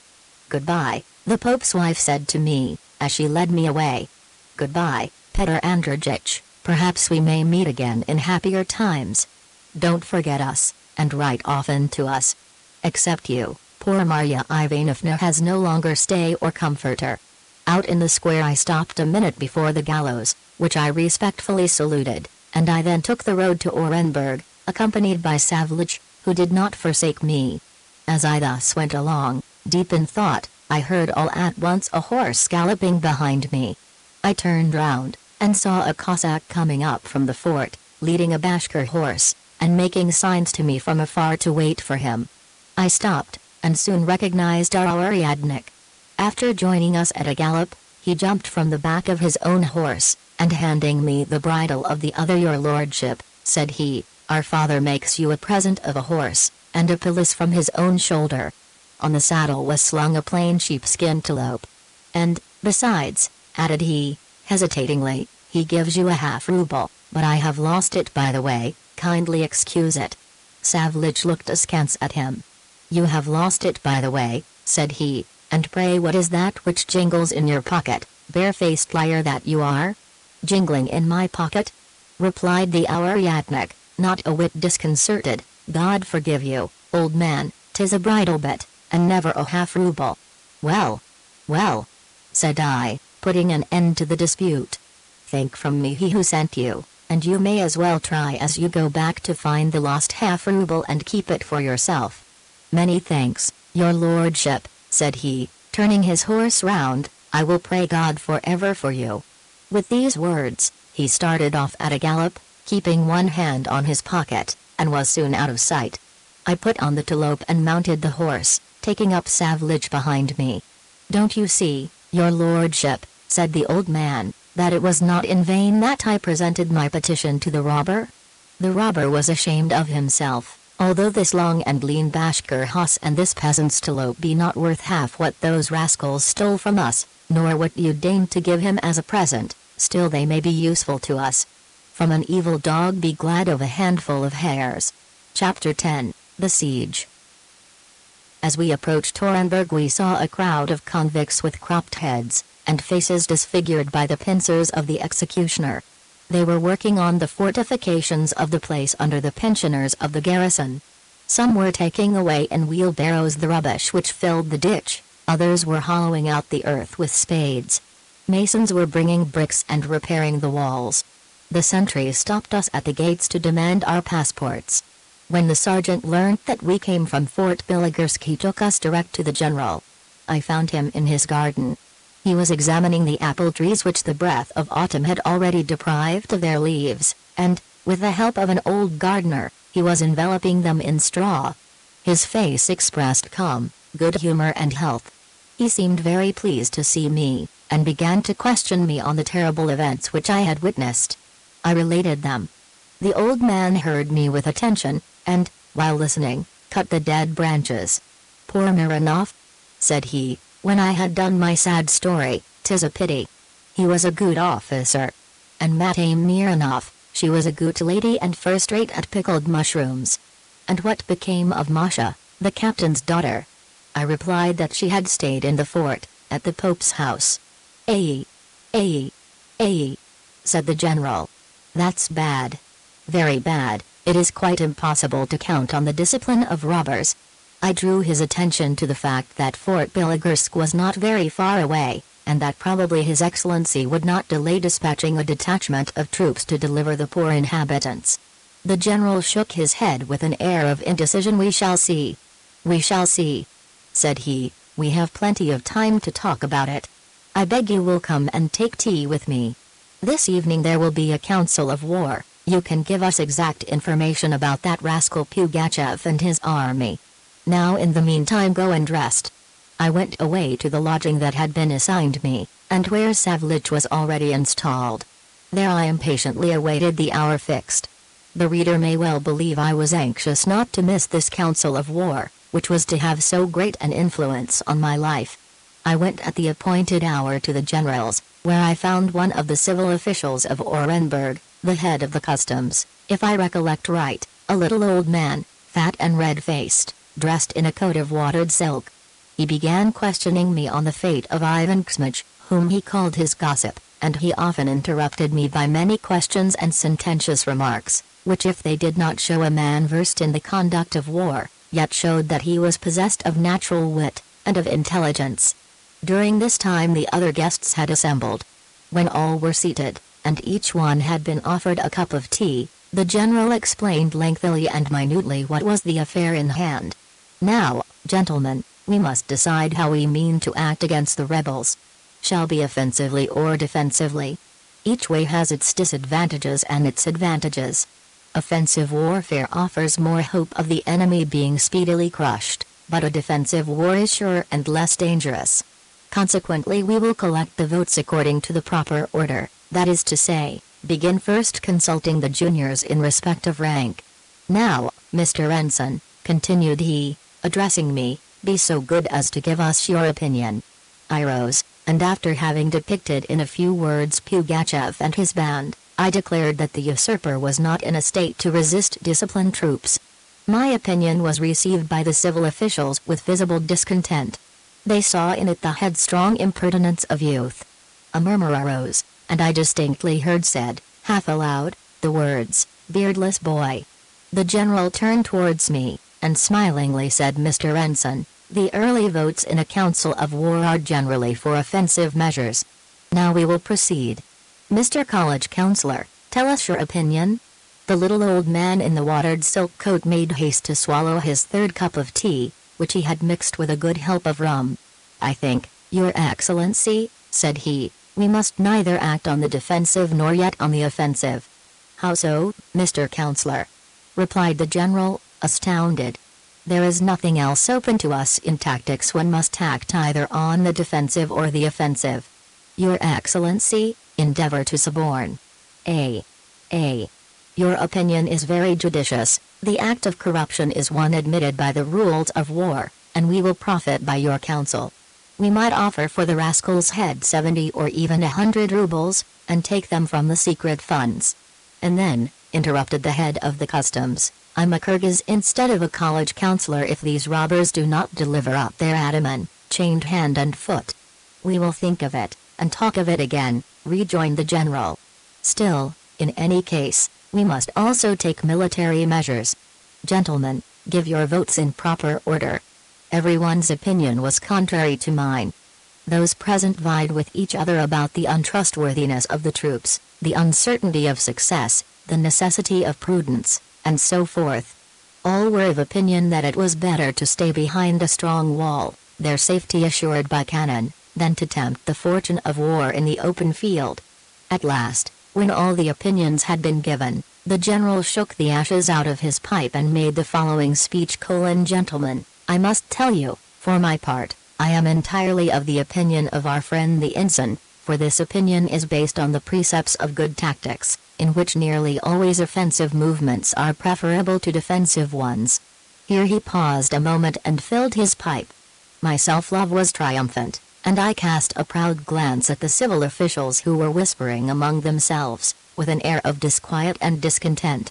"But, gentlemen," resumed the general, with a sigh, and puffing out a cloud of smoke, "I dare not take upon myself such a great responsibility, when the safety is in question of the provinces entrusted to my care by Her Imperial Majesty, my gracious sovereign.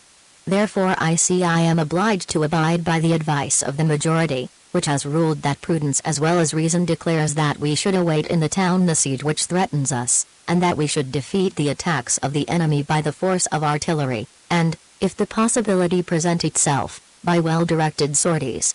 It was now the turn of the officials to look mockingly at me. The council broke up.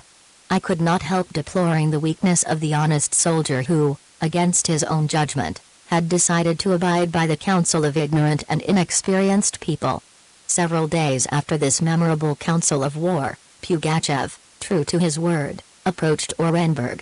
From the top of the city wall I took note of the army of the rebels, and it seemed to me that their number had increased tenfold since the last assault I had witnessed. They had also artillery, which had been taken from the little forts which had fallen before Pugachev. As I recollected the decision of the Council of War, I foresaw a long imprisonment within the walls of Orenburg, and I was ready to cry with vexation. Far be from me any intention of describing the siege of Orenburg, which belongs to history, and not to a family memoir. In a few words, therefore, I shall say that in consequence of the bad arrangements of the authorities, the siege was disastrous for the inhabitants, who were forced to suffer hunger and privation of all kinds. Life at Orenburg was becoming unendurable, each one awaited in anxiety the fate that should befall him. All complained of the famine, which was, indeed, awful. The inhabitants ended by becoming accustomed to the shells falling on their houses. Even the assaults of Pugachev no longer excited great disturbance. I was dying of ennui. The time passed but slowly. I could not get any letter from Belogorsk, for all the roads were blocked, and the separation from Maria became unbearable.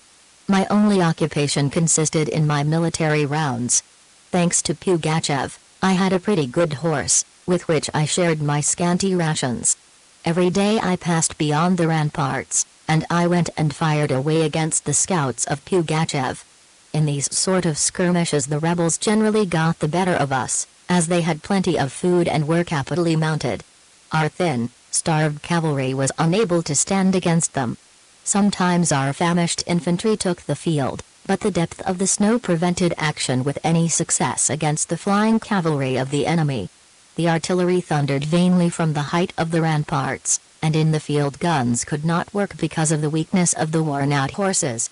This is how we made war, and this is what the officials of Orenburg called prudence and foresight.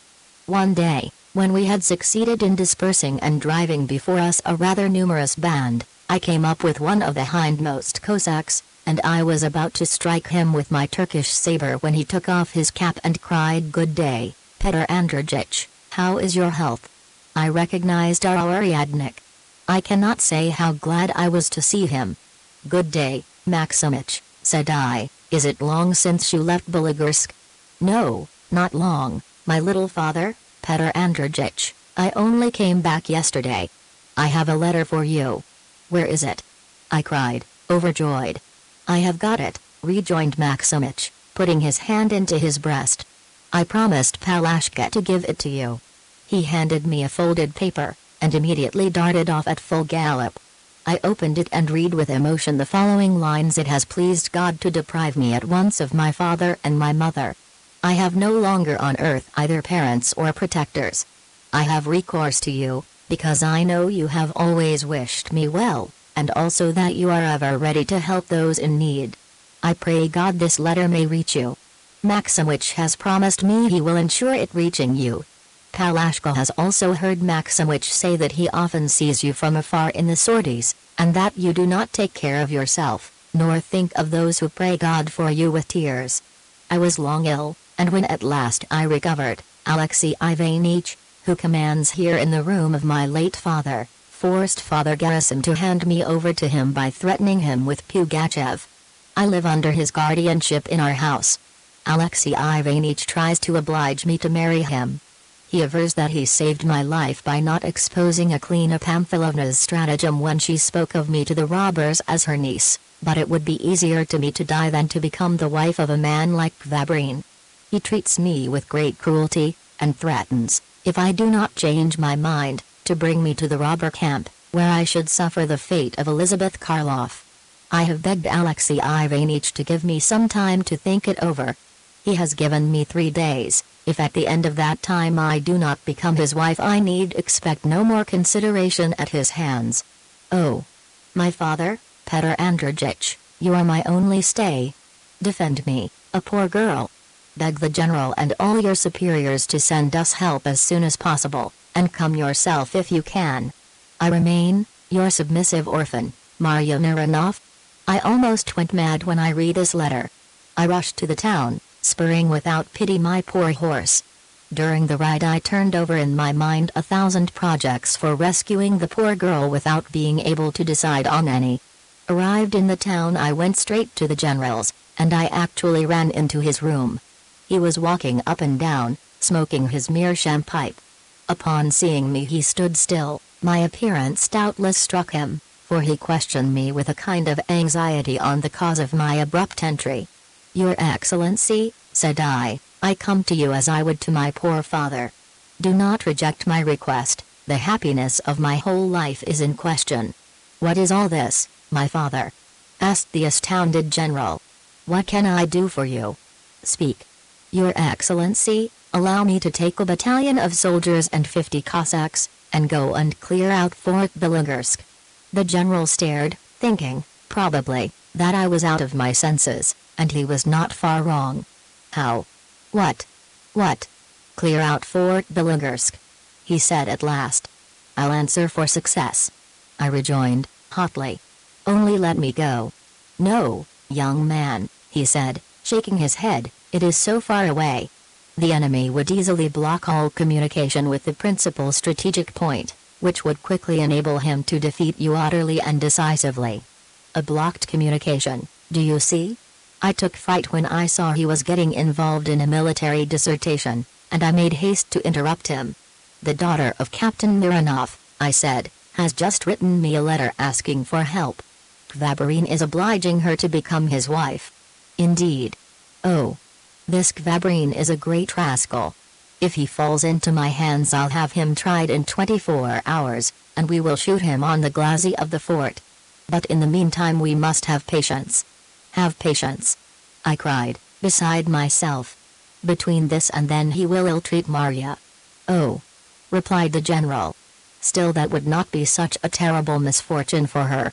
It would be better for her to be the wife of Kvabrin, who can now protect her. And when we shall have shot him, then, with heaven's help, the betrothed will come together again. Pretty little widows do not long remain single, I mean to say a widow more easily finds a husband. I'd rather die, I cried, furiously, than leave her to Kvabrin. Ah. Bah. Said the old man, I understand now. Probably you are in love with Marya Ivanovna. Then it is another thing. Poor boy. But still it is not possible for me to give you a battalion and 50 Cossacks. This expedition is unreasonable, and I cannot take it upon my own responsibility." I bowed my head, despair overwhelmed me.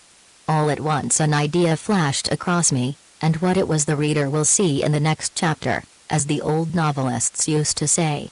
Chapter 11, The Rebel Camp. I left the general and made haste to return home. Savlich greeted me with his usual remonstrances. "What pleasure can you find, sir, in fighting with these drunken robbers? Is it the business of a boyar? The stars are not always propitious, and you will only get killed for naught. Now if you were making war with Turks or Swedes. But I'm ashamed even to talk of these fellows with whom you are fighting." I interrupted his speech. "How much money have I in all?" "Quite enough," replied he, with a complacent and satisfied air. It was all very well for the rascals to hunt everywhere, but I overreached them. Thus saying, he drew from his pocket a long knitted purse, all full of silver pieces. "Very well, Savlich," said I. "Give me half what you have there, and keep the rest for yourself. I am about to start for Fort Belogorsk." "Oh, my father, Petr Andreyich," cried my good follower, in a tremulous voice, "do you not fear God? How do you mean to travel now that all the roads be blocked by the robbers? At least, take pity on your parents if you have none on yourself. Where do you wish to go?" "Wherefore? Wait a bit, the troops will come and take all the robbers. Then you can go to the Four Winds." My resolution was fixed. "It is too late to reflect," I said to the old man. "I must go, it is impossible for me not to go." "Do not make yourself wretched, Savlich. God is good, we shall perhaps meet again. Mind you be not ashamed to spend my money, do not be a miser. Buy all you have need of, even if you pay 3 times the value of things. I make you a present of the money if in 3 days' time, I be not back." "What's that you're saying, sir?" broke in Savlich, "that I shall consent to let you go alone? Why, don't dream of asking me to do so. If you have resolved to go, I will e'en go along with you, were it on foot, but I will not forsake you. That I should stay snugly behind a stone wall. Why, I should be mad.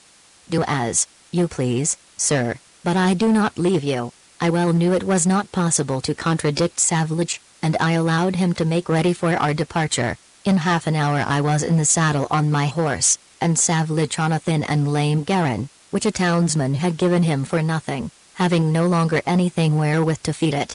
We gained the town gates, the sentries let us pass, and at last we were out of Orenburg. Night was beginning to fall. The road I had to follow passed before the little village of Bird, held by Pugachev. This road was deep in snow, and nearly hidden, but across the steppe were to be seen tracks of horses each day renewed. I was trotting. Savlich could hardly keep up with me, and cried to me every minute, "Not so fast, sir, in heaven's name not so fast. My confounded garron cannot catch up your long-legged devil. Why are you in such a hurry? Are we bound to a feast? Rather have we our necks under the axe. Petr Andreyich." "Oh, my father, Petr Andreyich. Oh, Lord. This boyar's child will die, and all for nothing." We soon saw twinkling the fires of Bird. We were approaching the deep ravines which served as natural fortifications to the little settlement. Savlich, though keeping up to me tolerably well, did not give over his lamentable supplications. I was hoping to pass safely by this unfriendly place, when all at once I made out in the dark 5 peasants, armed with big sticks. It was an advance guard of Pugachev's camp. They shouted to us, "Who goes there?" Not knowing the password, I wanted to pass them without reply, but in the same moment they surrounded me, and one of them seized my horse by the bridle. I drew my sword, and struck the peasant on the head.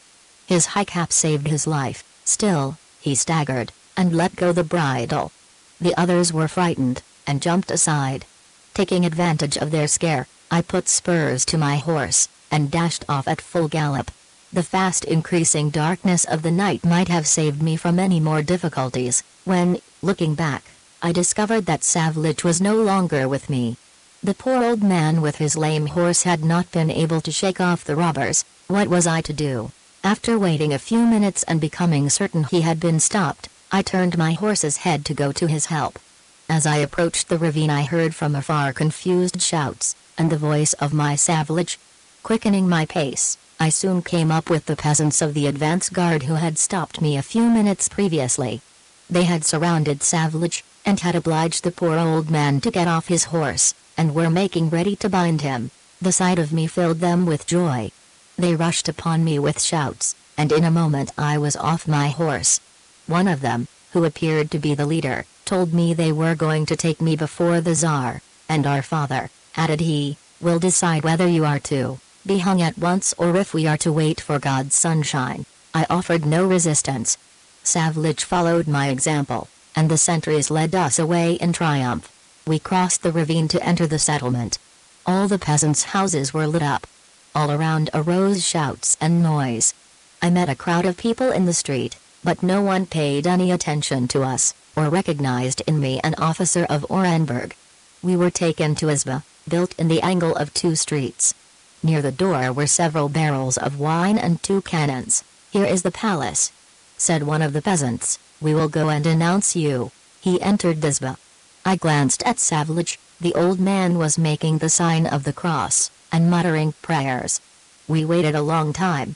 At last the peasant reappeared, and said to me, "Come, our father has given orders that the officer be brought in." I entered the Izba, or the palace, as the peasant called it. It was lighted by 2 tallow candles, and the walls were hung with gold paper. All the rest of the furniture, the benches, the table, the little washstand jug hung to a cord, the towel on a nail, the oven fork standing up in a corner, the wooden shelf laden with earthen pots, all was just as in any other Izba. Pugachev sat beneath the holy pictures in a red kaftan and high cap, his hand on his thigh. Around him stood several of his principal chiefs, with a forced expression of submission and respect. It was easy to see that the news of the arrival of an officer from Orenburg had aroused a great curiosity among the rebels, and that they were prepared to receive me in pomp. Pugachev recognized me at the first glance. His feigned gravity disappeared at once. "Ah, it is your lordship," said he, with liveliness. "How are you? What in heaven's name brings you here?" I replied that I had started on a journey on my own business, and that his people had stopped me. "And on what business?" asked he. I knew not what to say. Pugachev, thinking I did not want to explain myself before witnesses, made a sign to his comrades to go away. All obeyed except 2, who did not offer to stir. "Speak boldly before these," said Pugachev, "hide nothing from them." I threw a side glance upon these 2 confederates of the usurper. One of them, a little old man, meager and bent, with a scanty grey beard, had nothing remarkable about him, except a broad blue ribbon worn crossways over his kaftan of thick grey cloth. But I shall never forget his companion. He was tall, powerfully built, and appeared to be about 45. A thick red beard, piercing grey eyes, a nose without nostrils, and marks of the hot iron on his forehead and on his cheeks, gave to his broad face, seamed with smallpox, a strange and indefinable expression. He wore a red shirt, a Kyrgyz dress, and wide Cossack trousers. The first, as I afterwards learned, was the deserter, Corporal Bilobaradov. The other, Athanasius Sokolov, nicknamed Klopusha, was a criminal condemned to the mines of Siberia, whence he had escaped 3 times. In spite of the feelings which then agitated me, this company wherein I was thus unexpectedly thrown greatly impressed me. But Pugachev soon recalled me to myself by his question. "Speak. On what business did you leave Orenburg?" A strange idea occurred to me. It seemed to me that Providence, in bringing me a second time before Pugachev, opened to me a way of executing my project. I resolved to seize the opportunity, and, without considering any longer what course I should pursue, I replied to Pugachev I was going to Fort Bilogorsk, to deliver there an orphan who is being oppressed. Pugachev's eyes flashed. "Who among my people would dare to harm an orphan?" cried he. "Were he ever so brazen-faced, he should never escape my vengeance." "Speak, who is the guilty one?" "Kvabrin," replied I. "He keeps in durance the same young girl whom you saw with the priest's wife, and he wants to force her to become his wife." "I'll give him a lesson, Master Kvabrin," cried Pugachev, with a fierce air. He shall learn what it is to do as he pleases under me, and to oppress my people. I'll hang him." "Bid me speak a word," broke in Klopusha, in a hoarse voice. "You were too hasty in giving Kvabrin command of the fort, and now you are too hasty in hanging him. You have already offended the Cossacks by giving them a gentleman as leader. Do not, therefore, now affront the gentlemen by executing them on the first accusation. They need neither be overwhelmed with favors nor be pitied," the little old man with the blue ribbon now said, in his turn. "There would be no harm in hanging Kvabrin, neither would there be any harm in cross-examining this officer. Why has he deigned to pay us a visit? If he do not recognize you as Tsar, he needs not to ask justice of you. If, on the other hand, he do recognize you, wherefore, then, has he stayed in Nuremberg until now, in the midst of your enemies? Will you order that he be tried by fire? It would appear that his lordship is sent to us by the generals in Nuremberg." The logic of the old rascal appeared plausible even to me. An involuntary shudder thrilled through me as I remembered in whose hands I was. Pugachev saw my disquiet.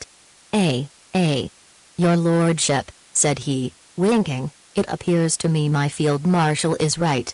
What do you think of it?" The banter of Pugachev in some measure restored me to myself. I quietly replied that I was in his power, and that he could do with me as he listed. "Very well," said Pugachev, "now tell me, in what state is your town?" "Thank God," replied I, "all is in good order." "In good order," repeated Pugachev, "and the people are dying of hunger there." The usurper spoke truth, but, according to the duty imposed on me by my oath, I assured him it was a false report, and that Orenburg was amply victualled. "You see," cried the little old man, "that he is deceiving you. All the deserters are unanimous in declaring famine and plague are in Orenburg, that they are eating carrion there as a dish of honor. And his lordship assures us there is abundance of all. If you wish to hang Kvabrin, hang on the same gallows this lad, so that they need have not wherewith to reproach each other." The words of the confounded old man seemed to have shaken Pugachev. Happily, Klopusha began to contradict his companion. "Hold your tongue, Nomich," said he, "you only think of hanging and strangling. It certainly suits you well to play the hero. Already you have one foot in the grave, and you want to kill others. Have you not enough blood on your conscience? But are you a saint yourself?" retorted Bilobaradov. "Wherefore, then, this pity?" "Without doubt," replied Klopusha, "I am also a sinner, and this hand," he closed his bony fist, and turning back his sleeve displayed his hairy arm, "and this hand is guilty of having shed Christian blood. But I killed my enemy, and not my host, on the free highway and in the dark wood, but not in the house, and behind the stove with axe and club, neither with old women's gossip." The old man averted his head, and muttered between his teeth, branded. "What are you muttering there, old owl?" rejoined Klopusha. "I'll brand you. Wait a bit, your turn will come. By heaven, I hope someday you may smell the hot pincers. Until then have a care that I do not tear out your ugly beard." "Gentlemen," said Pugachev, with dignity, "stop quarreling. It would not be a great misfortune if all the mangy curs of Orenburg dangled their legs beneath the same crossbar, but it would be a pity if our good dogs took to biting each other." Klopusha and Bilobaradov said nothing, and exchanged black looks. I felt it was necessary to change the subject of the interview, which might end in a very disagreeable manner for me. Turning toward Pugachev, I said to him, smiling, "I had forgotten to thank you for your horse antelope. Had it not been for you, I should never have reached the town, for I should have died of cold on the journey." My stratagem succeeded. Pugachev became good-humored. "The beauty of a debt is the payment," said he, with his usual wink. "Now, tell me the whole story. What have you to do with this young girl whom Kvabrin is persecuting? Has she not hooked your young affections, eh?" "She is my betrothed," I replied, as I observed the favorable change taking place in Pugachev, and seeing no risk in telling him the truth. "Your betrothed?" cried Pugachev. "Why didn't you tell me before? We will marry you, and have a fine junket at your wedding." Then, turning to Bilobaradov, "Listen, Field Marshal," said he, We are old friends, his lordship and me. Let us sit down to supper. Tomorrow we will see what is to be done with him. One's brains are clearer in the morning than by night. I should willingly have refused the proposed honor, but I could not get out of it. 2 young Cossack girls, children of the master of the Zba, laid the table with a white cloth, brought bread, fish, soup, and big jugs of wine and beer. Thus for the second time I found myself at the table of Pugachev and his terrible companions. The orgy of which I became the involuntary witness went on till far into the night. At last drunkenness overcame the guests, Pugachev fell asleep in his place, and his companions rose, making me a sign to leave him. I went out with them. By the order of Klopusha the sentry took me to the lockup, where I found Sergeyevich, and I was left alone with him under lock and key. My retainer was so astounded by the turn affairs had taken that he did not address a single question to me. He lay down in the dark, and for a long while I heard him moan and lament. At last, however, he began to snore, and as for me, I gave myself up to thoughts which did not allow me to close my eyes for a moment all night. On the morrow morning Pugachev sent someone to call me. I went to his house. Before his door stood a kibitka with 3 Tartar horses. The crowd filled the street. Pugachev, whom I met in the anteroom, was dressed in a traveling suit, a pelisse and Kyrgyz cap. His guests of yesterday evening surrounded him, and wore a submissive air, which contrasted strongly with what I had witnessed the previous evening.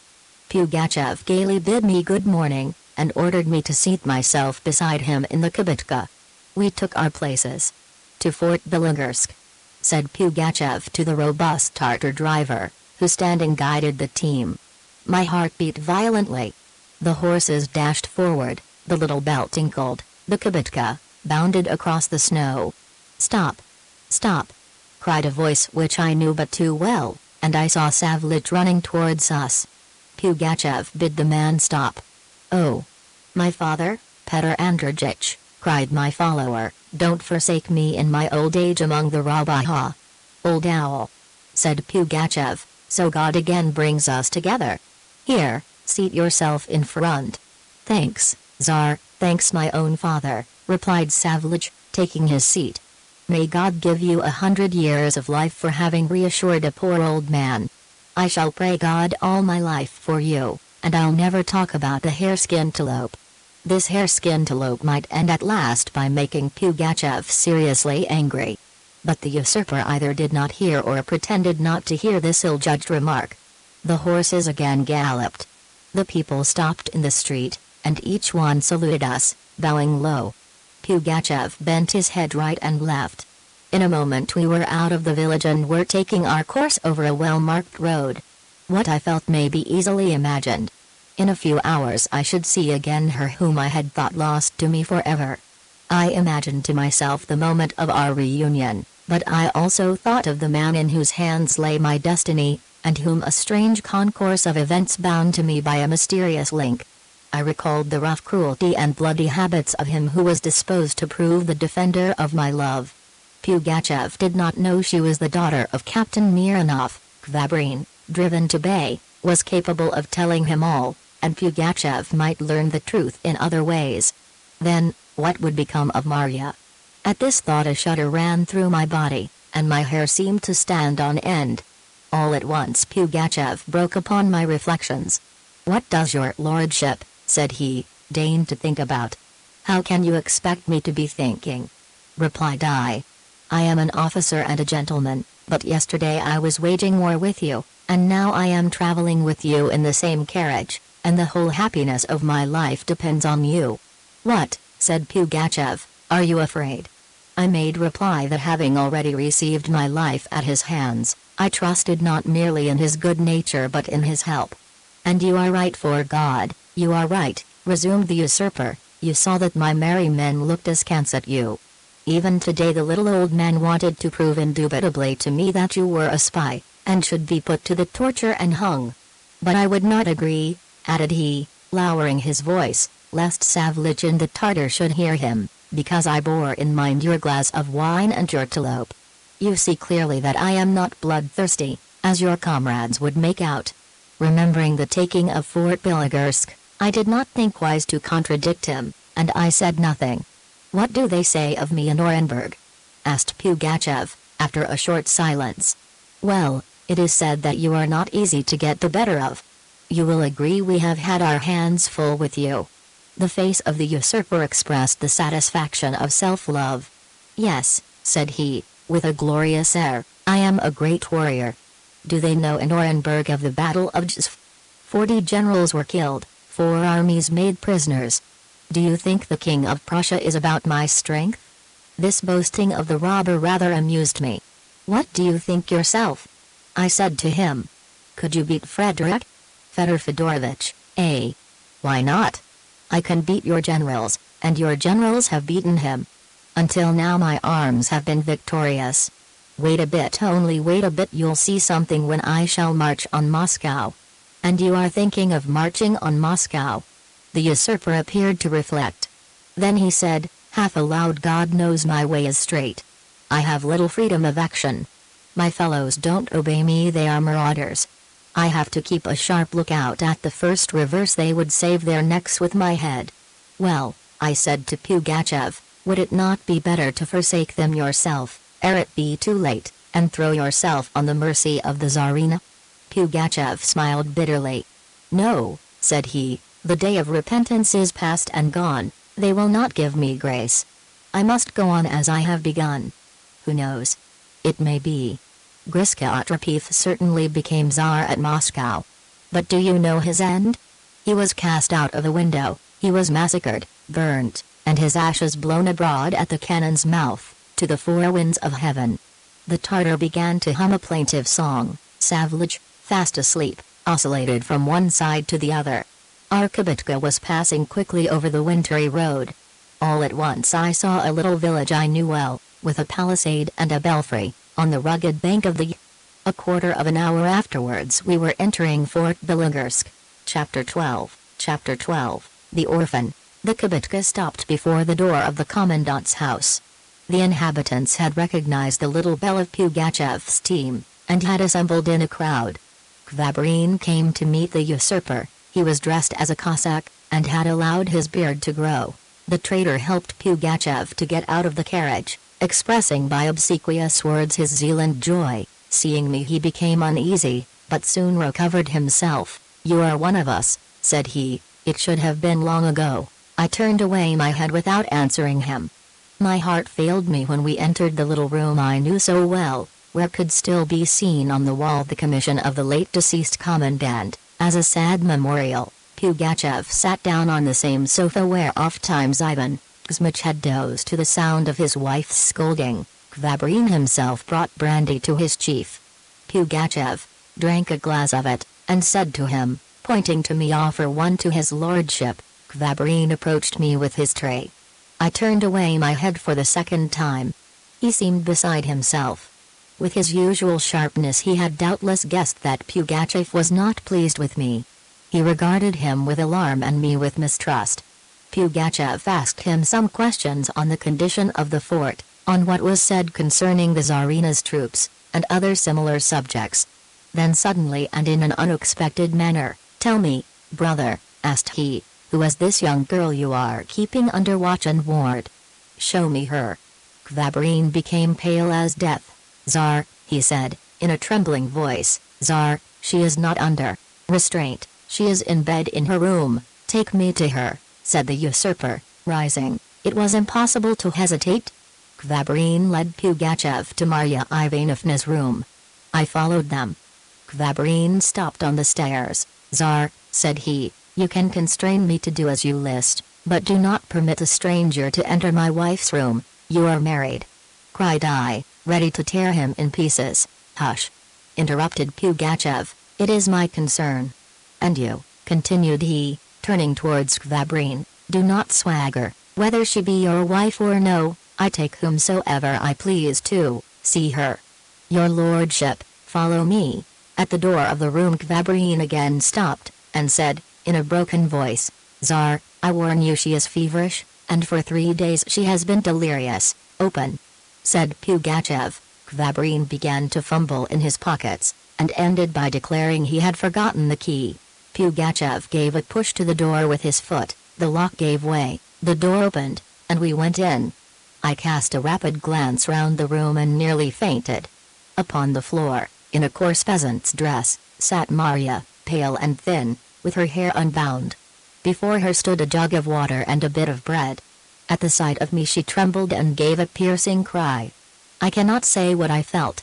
Pugachev looked sidelong at Kvabrin, and said to him with a bitter smile, "Your hospital is well ordered." Then, approaching Marya, "Tell me, my little dove, why your husband punishes you thus." "My husband?" rejoined she, "he is not my husband. Never will I be his wife. I am resolved rather to die, and I shall die if I be not delivered." Pugachev cast a furious glance upon Kvabrin. "You dared deceive me," cried he. "Do you know, villain, what you deserve?" Kvabrin dropped on his knees. Then contempt overpowered in me all feelings of hatred and revenge. I looked with disgust upon a gentleman at the feet of a Cossack deserter. Pugachev allowed himself to be moved. "I pardon you this time," he said, to Kvabrin, "but the next offense I will remember this one." Then, addressing Marya, he said to her, gently, "Come out, pretty one, I give you your liberty." "I am the Tsar." Marya Ivanovna threw a quick look at him, and divined that the murderer of her parents was before her eyes. She covered her face with her hands, and fell unconscious. I was rushing to help her, when my old acquaintance, Pushkin, came very boldly into the room, and took charge of her mistress. Pugachev withdrew, and we all three returned to the parlor. "Well, your lordship," Pugachev said to me, laughing, "we have delivered the pretty girl, what do you say to it?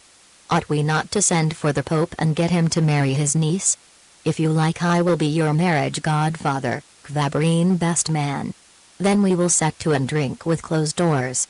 What I feared came to pass. No sooner had he heard Pugachev's proposal than Kvabrin lost his head. "Tsar," said he, furiously, "I am guilty, I have lied to you, but Grinif also deceives you.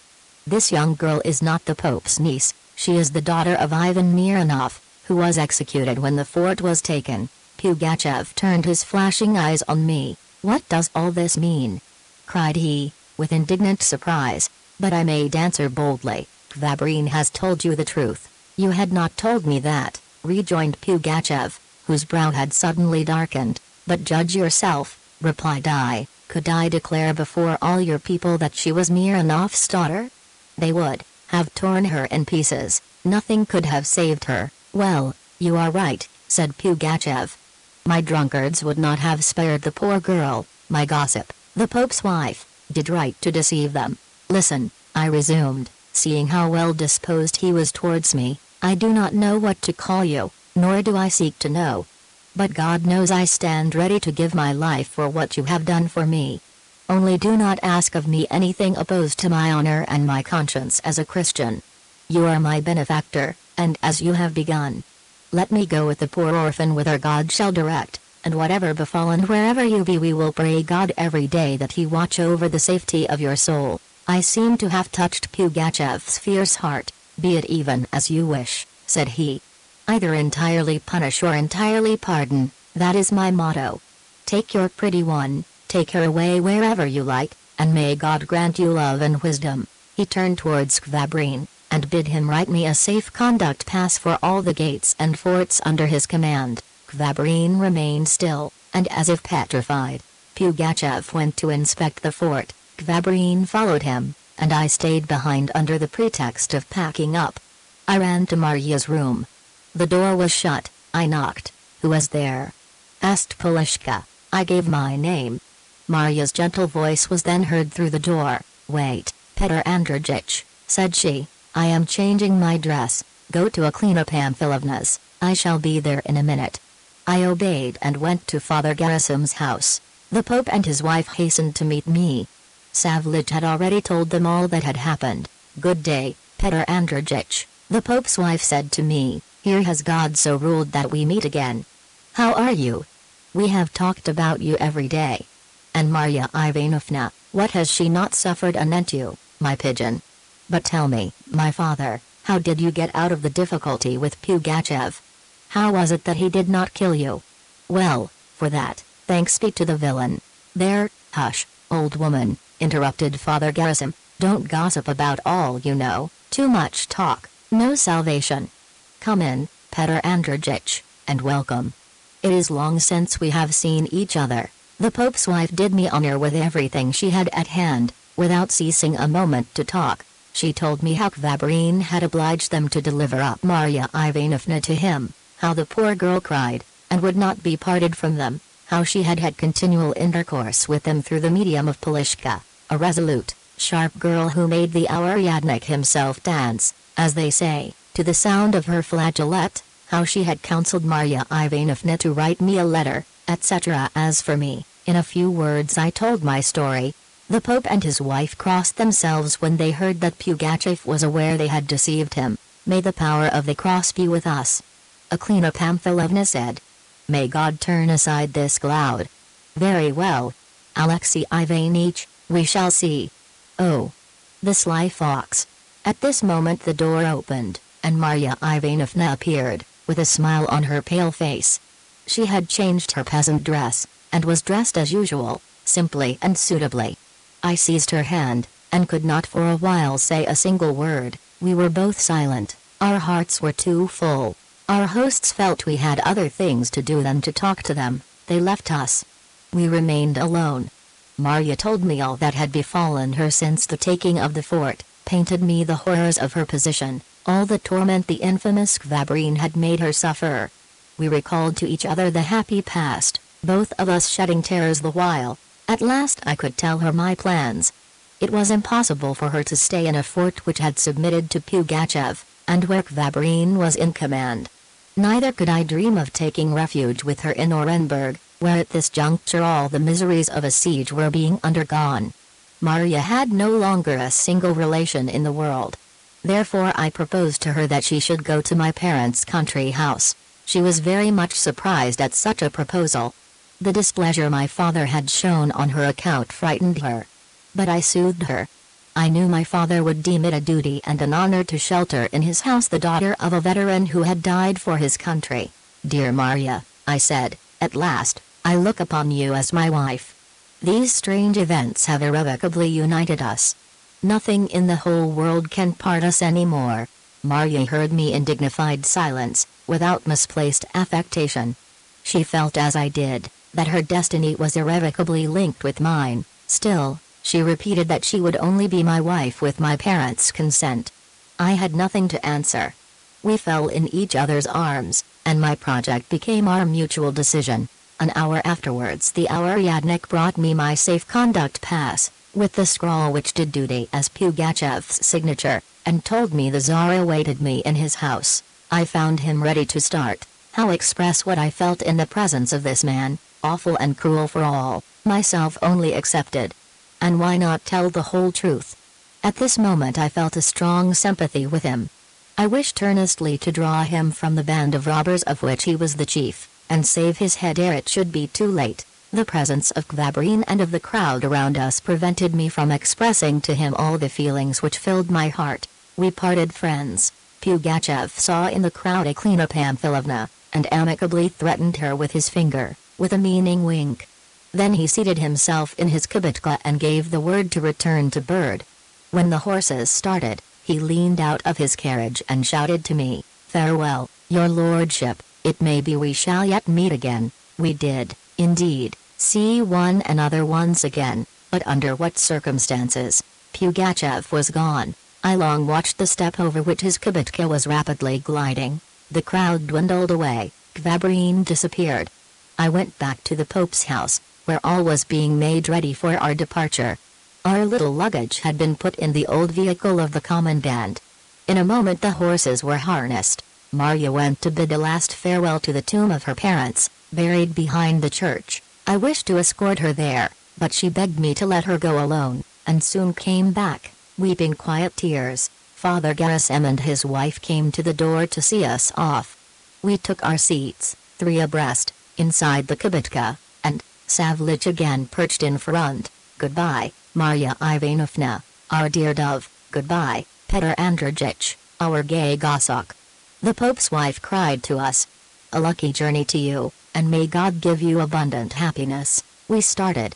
At the Commandant's window I saw Kvabrine standing, with a face of dark hatred. I did not wish to triumph meanly over a humbled enemy, and looked away from him. At last we passed the principal gate, and forever left Fort Bilogorsk. Chapter 13. Chapter 13. The Arrest. Reunited in so marvelous a manner to the young girl who, that very morning even, had caused me so much unhappy disquiet, I could not believe in my happiness, and I deemed all that had befallen me a dream.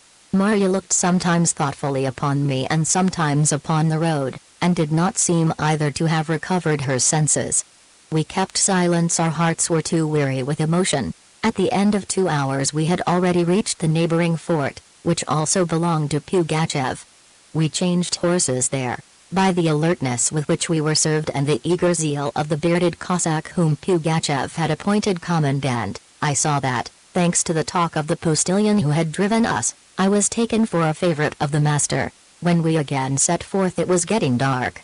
We were approaching a little town where, according to the bearded commandant, there ought to be a strong detachment on the march to join the usurper. The sentries stopped us, and to the shout, "Who goes there?" our postilion replied aloud, "The Tsar's gossip, traveling with his good woman." Immediately a party of Russian hussars surrounded us with awful oaths. "Get out, devil's gossip!" A quartermaster with thick mustaches said to me, "We'll give you a bath, you and your good woman." I got out of the kibitka, and asked to be taken before the authorities. Seeing I was an officer, the men ceased swearing, and the quartermaster took me to the major's. Savlich followed me, grumbling, "That's fun gossip of the Tsar!" Out of the frying pan into the fire. Oh, Lord! How will it all end? The kibitka followed at a walk. In 5 minutes we reached a little house, brilliantly lit up. The quartermaster left me under the guard, and went in to announce his capture. He returned almost directly, and told me His High Mightiness had not time to see me, and that he had bid me be taken to prison, and that my good woman be brought before him. "What does it all mean?" I cried, furiously. "Is he gone mad?" "I cannot say, your lordship," replied the quartermaster, "only His High Mightiness has given orders that your lordship be taken to prison, and that her ladyship be taken before His High Mightiness, your lordship." I ran up the steps. The sentries had not time to stop me, and I entered straightway the room, where 6 hussar officers were playing faro. The major held the bank. What was my surprise when, in a momentary glance at him, I recognized in him that very Ivan Ivanovich Zrin who had so well fleeced me in the Simburskin. "Is it possible?" cried I. "Ivan Ivanovich, is it you?" "Ah, bah! Peter Andrejich. By what chance, and where do you drop from?" "Good day, brother, won't you punt a card?" "Thanks, rather give me a lodging." "What lodging do you want?" "Stay with me."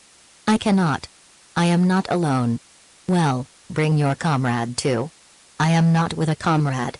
I am with a lady." "With a lady? Where did you pick her up, brother?" After saying which words Zrin began to whistle so slyly that all the others began to laugh, and I remained confused. "Well," continued Zrin, "then there is nothing to be done. I'll give you a lodging. But it is a pity, we would have had a spree like last time. Hello. There, boy, why is not Pugachev's gossip brought up? Is she refractory? Tell her she has nothing to fear, that the gentleman who wants her is very good, that he will not offend her in any way, and at the same time shove her along by the shoulder." "What are you talking about?" I said to Zrin. "Of what gossip of Pugachev's are you speaking?" "It is the daughter of Captain Mironov. I have delivered her from captivity, and I am taking her now to my father's house, where I shall leave her." "What? So it's you whom they came to announce a while ago? In heaven's name, what does all this mean?" "I'll tell you all about it presently. But now I beg of you, do reassure the poor girl, whom your hussars have frightened dreadfully." Zrin directly settled matters. He went out himself into the street to make excuses to Marya for the involuntary misunderstanding, and ordered the quartermaster to take her to the best lodging in the town. I stayed to sleep at Zrin's house. We supped together, and as soon as I found myself alone with Zrin, I told him all my adventures. He heard me with great attention, and when I had done, shaking his head, "All that's very well, brother," said he, "but one thing is not well. Why the devil do you want to marry? As an honest officer, as a good fellow, I would not deceive you. Believe me, I implore you, marriage is but a folly. Is it wise of you to bother yourself with a wife and rock babies? Give up the idea. Listen to me, part with the Commandant's daughter. I have cleared and made safe the road to Simbirsk. Send her tomorrow to your parents alone, and you stay in my detachment. If you fall again into the hands of the rebels, it will not be easy for you to get off another time. In this way, your love fit will cure itself, and all will be for the best." Though I did not completely agree with him, I yet felt that duty and honor alike required my presence in the Tsarina's army, so I resolved to follow in part Zrin's advice, and send Marya to my parents, and stay in his troop. Savlich came to help me to undress. I told him he would have to be ready to start on the morrow with Marya Ivanovna. He began by showing obstinacy. "What are you saying, sir? How can you expect me to leave you? Who will serve you, and what will your parents say?" Knowing the obstinacy of my retainer, I resolved to meet him with sincerity and coaxing. "My friend, Arkhip Savlich," I said to him, "do not refuse me. Be my benefactor. Here I have no need of a servant, and I should not be easy if Marya Ivanovna were to go without you. In serving her you serve me, for I have made up my mind to marry her without fail directly circumstances will permit." Savlich clasped his hands with a look of surprise and stupefaction impossible to describe. "Marry?" repeated he, "the child wants to marry. But what will your father say? And your mother, what will she think?" "They will doubtless consent," replied I, "when they know Marya Ivanovna. I count on you. My father and mother have full confidence in you. You will intercede for us, won't you?" The old fellow was touched. "Oh, my father, Petr Andreyich," said he, "although you do want to marry too early, still Marya Ivanovna is such a good young lady it would be a sin to let slip so good a chance. I will do as you wish. I will take her, this angel of God, and I will tell your parents, with all due deference, that such a betrothal needs no dowry." I thanked Savlich, and went away to share Zrin's room. In my emotion I again began to talk. At first Zrin willingly listened, then his words became fewer and more vague, and at last he replied to one of my questions by a vigorous snore, and I then followed his example. On the morrow, when I told Marya my plans, she saw how reasonable they were, and agreed to them. As Zrin's detachment was to leave the town that same day, and it was no longer possible to hesitate, I parted with Marya after entrusting her to Savlich, and giving him a letter for my parents. Marya bid me goodbye all forlorn. I could answer her nothing, not wishing to give way to the feelings of my heart before the bystanders. I returned to Zrin's silent and thoughtful. He wished to cheer me. I hoped to raise my spirits. We passed the day noisily, and on the morrow we marched. It was near the end of the month of February. The winter, which had rendered maneuvers difficult, was drawing to a close, and our generals were making ready for a combined campaign. Pugachev had reassembled his troops, and was still to be found before Orenburg. At the approach of our forces the disaffected villages returned to their allegiance. Soon Prince Galitzin won a complete victory over Pugachev, who had ventured near Fort Talich. The victor relieved Orenburg, and appeared to have given the finishing stroke to the rebellion. In the midst of all this Zrin had been detached against some mounted Bashkirs, who dispersed before we even set eyes on them. Spring, which caused the rivers to overflow, and thus block the roads, surprised us in a little Tartar village, when we consoled ourselves for our forced inaction by the thought that this insignificant war of skirmishers with robbers would soon come to an end. But Pugachev had not been taken. He reappeared very soon in the mining country of the Ural, on the Siberian frontier. He reassembled new bands, and again began his robberies. We soon learnt the destruction of Siberian forts, then the fall of Kazan, and the audacious march of the usurper on Moscow. Zrin received orders to cross the river Volga. I shall not stay to relate the events of the war. I shall only say that misery reached its height. The gentry hid in the woods, The authorities had no longer any power anywhere. The leaders of solitary detachments punished or pardoned without giving account of their conduct. All this extensive and beautiful countryside was laid waste with fire and sword. May God grant we never see again so senseless and pitiless a revolt. At last Pugachev was beaten by Michelson, and was obliged to fly again. Zrin received soon afterwards the news that the robber had been taken and the order to halt. The war was at an end. It was at last possible for me to go home. The thought of embracing my parents and seeing Marya again, of whom I had no news, filled me with joy. I jumped like a child.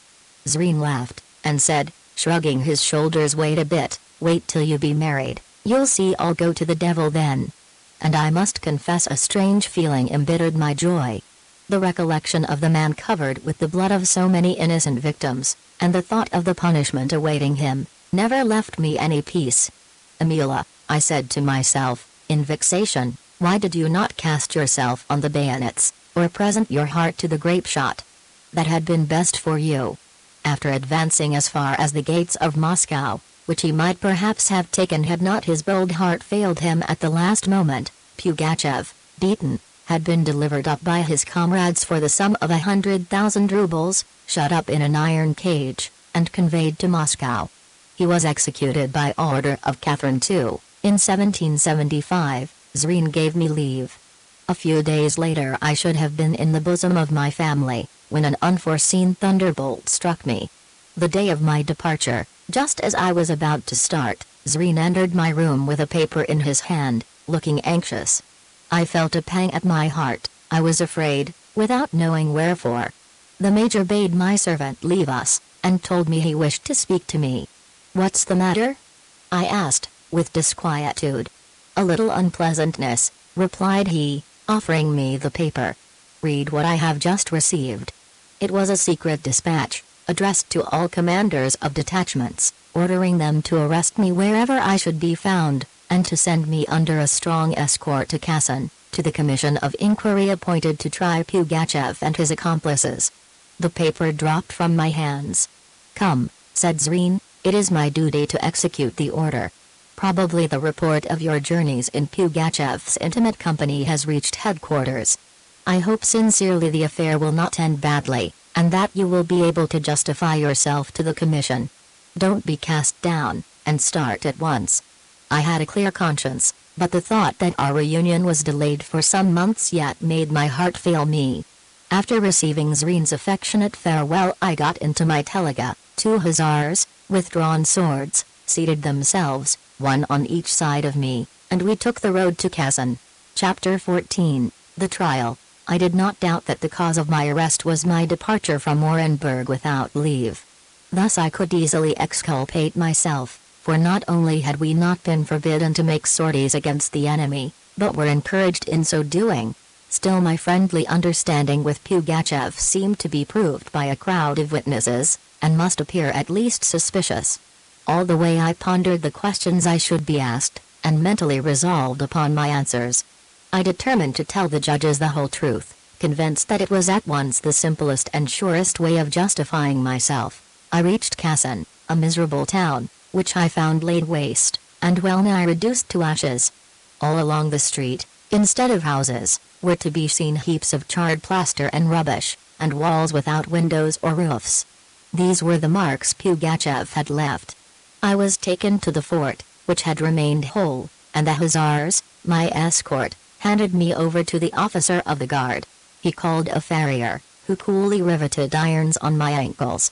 Then I was led to the prison building, where I was left alone in a narrow, dark cell, which had but its 4 walls and a little skylight, with iron bars. Such a beginning augured nothing good. Still I did not lose either hope or courage.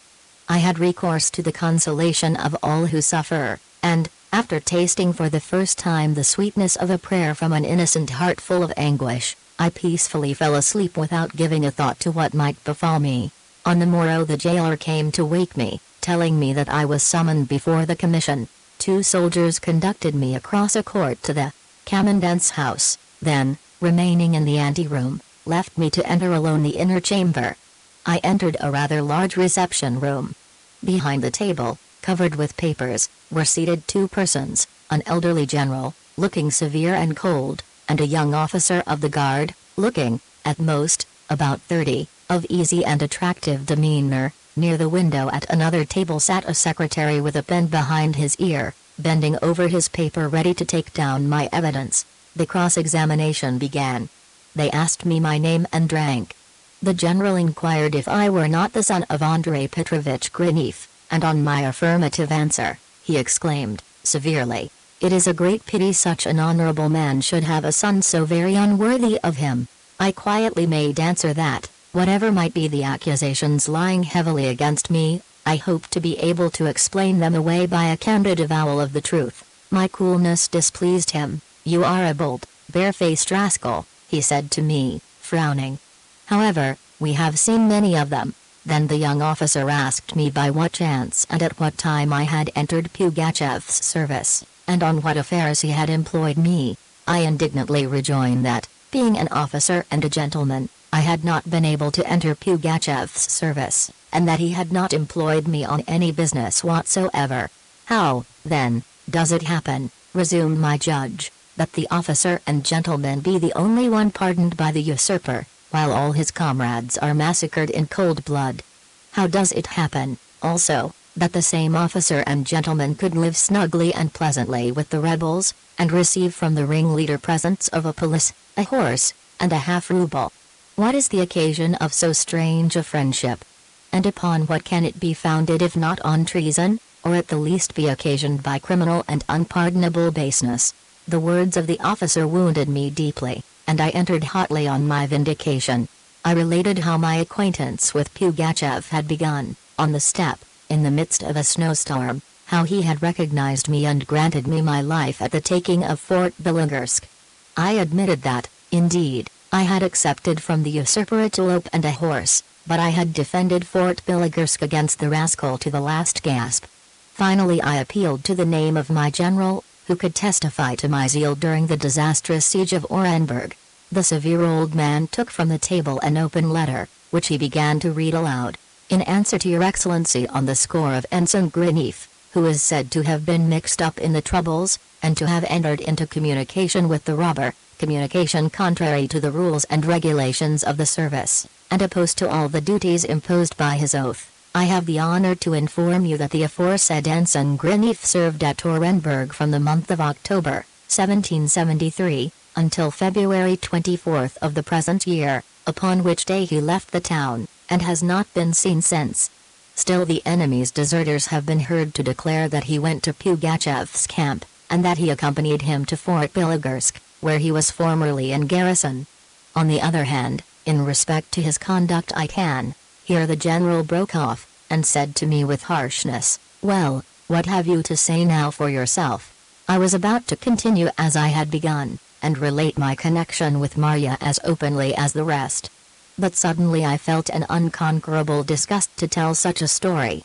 It occurred to me that if I mentioned her, the commission would oblige her to appear, and the idea of exposing her name to all the scandalous things said by the rascals under cross-examination, and the thought of even seeing her in their presence, was so repugnant to me that I became confused, stammered, and took refuge in silence. My judges, who appeared to be listening to my answers with a certain goodwill, were again prejudiced against me by the sight of my confusion. The officer of the guard requested that I should be confronted with the principal accuser. The general bade them bring in yesterday's rascal. I turned eagerly towards the door to look out for my accuser. A few moments afterwards the clank of chains was heard, and there entered Gvabrin. I was struck by the change that had come over him. He was pale and thin. His hair, formerly black as jet, had begun to turn gray. His long beard was unkempt. He repeated all his accusations in a feeble, but resolute tone. According to him, I had been sent by Pugachev as a spy to Orenburg. I went out each day as far as the line of sharpshooters to transmit written news of all that was passing within the town. Finally, I had definitely come over to the usurper's side, going with him from fort to fort, and trying, by all the means in my power, to do evil to my companions in treason, to supplant them in their posts, and profit more by the favors of the arch-rebel. I heard him to the end in silence, and felt glad of one thing: he had never pronounced Maria's name. Was it because his self-love was wounded by the thought of her who had disdainfully rejected him, or was it that still within his heart yet lingered a spark of the same feeling which kept me silent? Whatever it was, the commission did not hear spoken the name of the daughter of the Commandant of Fort Belogorsk. I was still further confirmed in the resolution I had taken, and when the judges asked me if I had aught to answer to Kvabrin's allegations, I contented myself with saying that I did abide by my first declaration, and that I had nothing more to show for my vindication. The general bid them take us away. We went out together. I looked calmly at Kvabrin, and did not say one word to him. He smiled a smile of satisfied hatred, gathered up his fetters, and quickened his pace to pass before me. I was taken back to prison, and after that I underwent no further examination. I was not witness to all that I have still to tell my readers, but I have heard the whole thing related so often that the least little details have remained graven in my memory, and it seems to me I was present myself. Maria was received by my parents with the cordial kindness characteristic of people in old days. In the opportunity presented to them of giving a home to a poor orphan, they saw a favor of God. Very soon they became truly attached to her, for one could not know her without loving her. My love no longer appeared a folly even to my father, and my mother thought only of the union of her Petrasha with the Commandant's daughter. The news of my arrest electrified with horror my whole family. Still, Maria had so simply told my parents the origin of my strange friendship with Pugachev that, not only were they not uneasy, but it even made them laugh heartily. My father could not believe it possible that I should be mixed up in a disgraceful revolt, of which the object was the downfall of the throne and the extermination of the race of boyars. He cross-examined Savlich sharply, and my retainer confessed that I had been the guest of Pugachev, and that the robber had certainly behaved generously towards me. But at the same time he solemnly averred upon oath that he had never heard me speak of any treason. My old parents' minds were relieved, and they impatiently awaited better news. But as to Maria, she was very uneasy, and only caution and modesty kept her silent. Several weeks passed thus. All at once my father received from Petersburg a letter from our kinsman, Prince Benedict.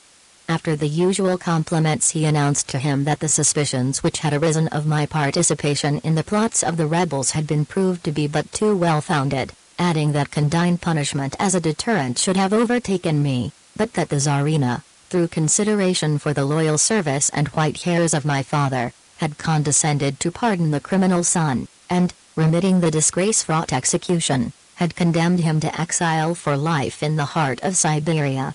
This unexpected blow nearly killed my father. He lost his habitual firmness, and his sorrow, usually dumb, found vent in bitter lament. What? He never ceased repeating, well nigh beside himself, what? My son mixed up in the plots of Pugachev. Just God! What have I lived to see? The Tsarina grants him life, but does that make it easier for me to bear? It is not the execution which is horrible.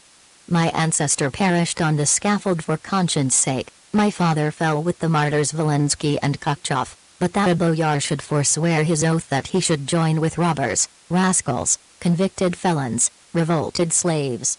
Shame forever, shame on our race.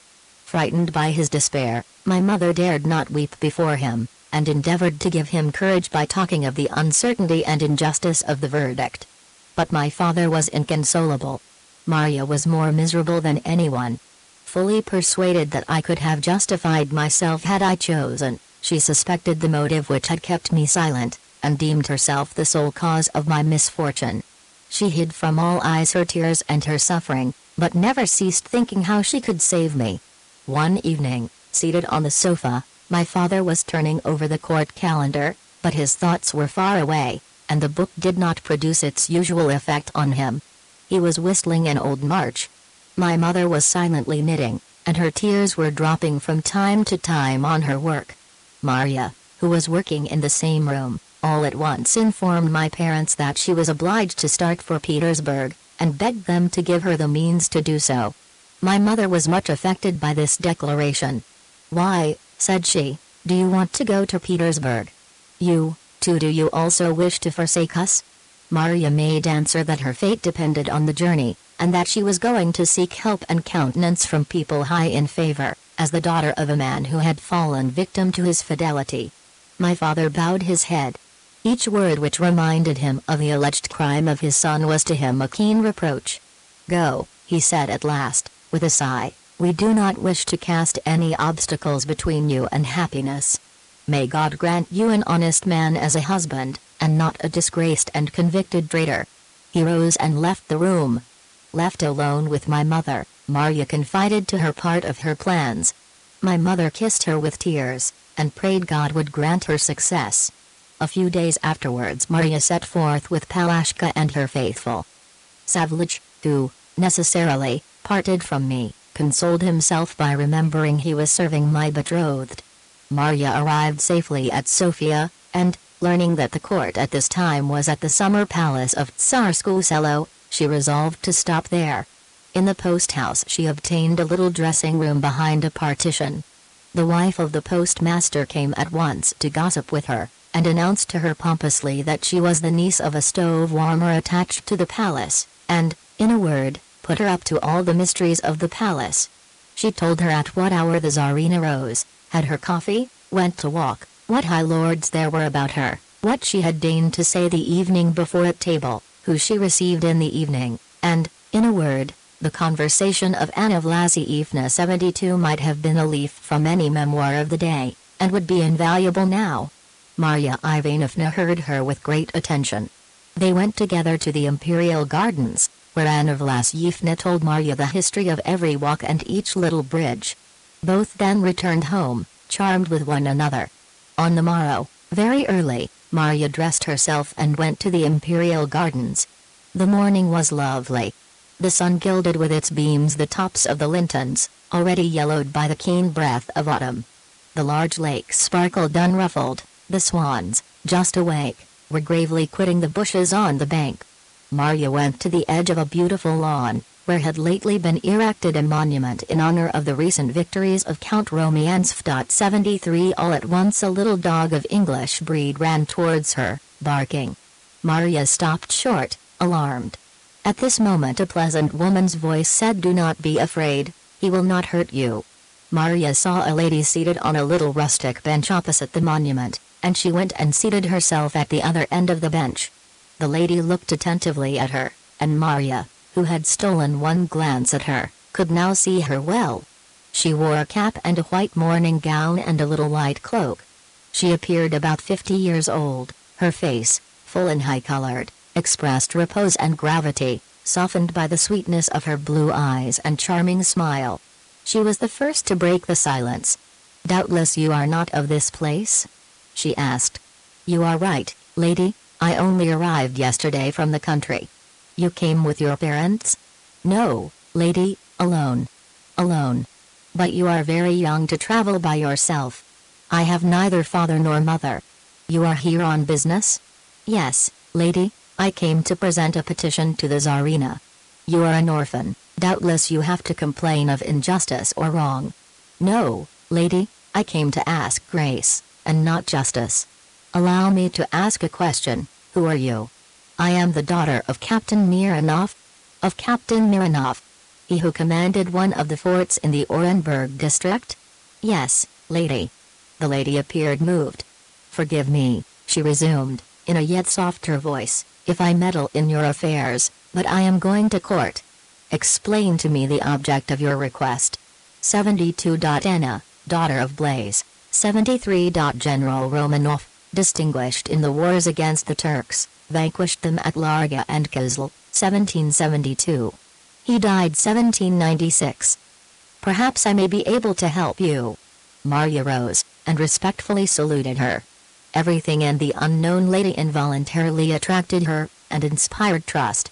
Marya took from her pocket a folded paper, she offered it to her protectress, who ran over it in a low voice. When she began she looked kind and interested, but all at once her face changed, and Marya, who followed with her eyes her every movement, was alarmed by the hard expression of the face lately so calm and gracious. "You plead for Grinif," said the lady, in an icy tone. "The Tsarina cannot grant him grace." He passed over to the usurper, not as an ignorant and credulous man, but as a depraved and dangerous good-for-nothing. "It's not true!" cried Marya. "What? It's not true?" retorted the lady, flushing up to her eyes. "It is not true, before God it is not true," exclaimed Marya. "I know all, I will tell you all. It is for me only that he exposed himself to all the misfortunes which have overtaken him.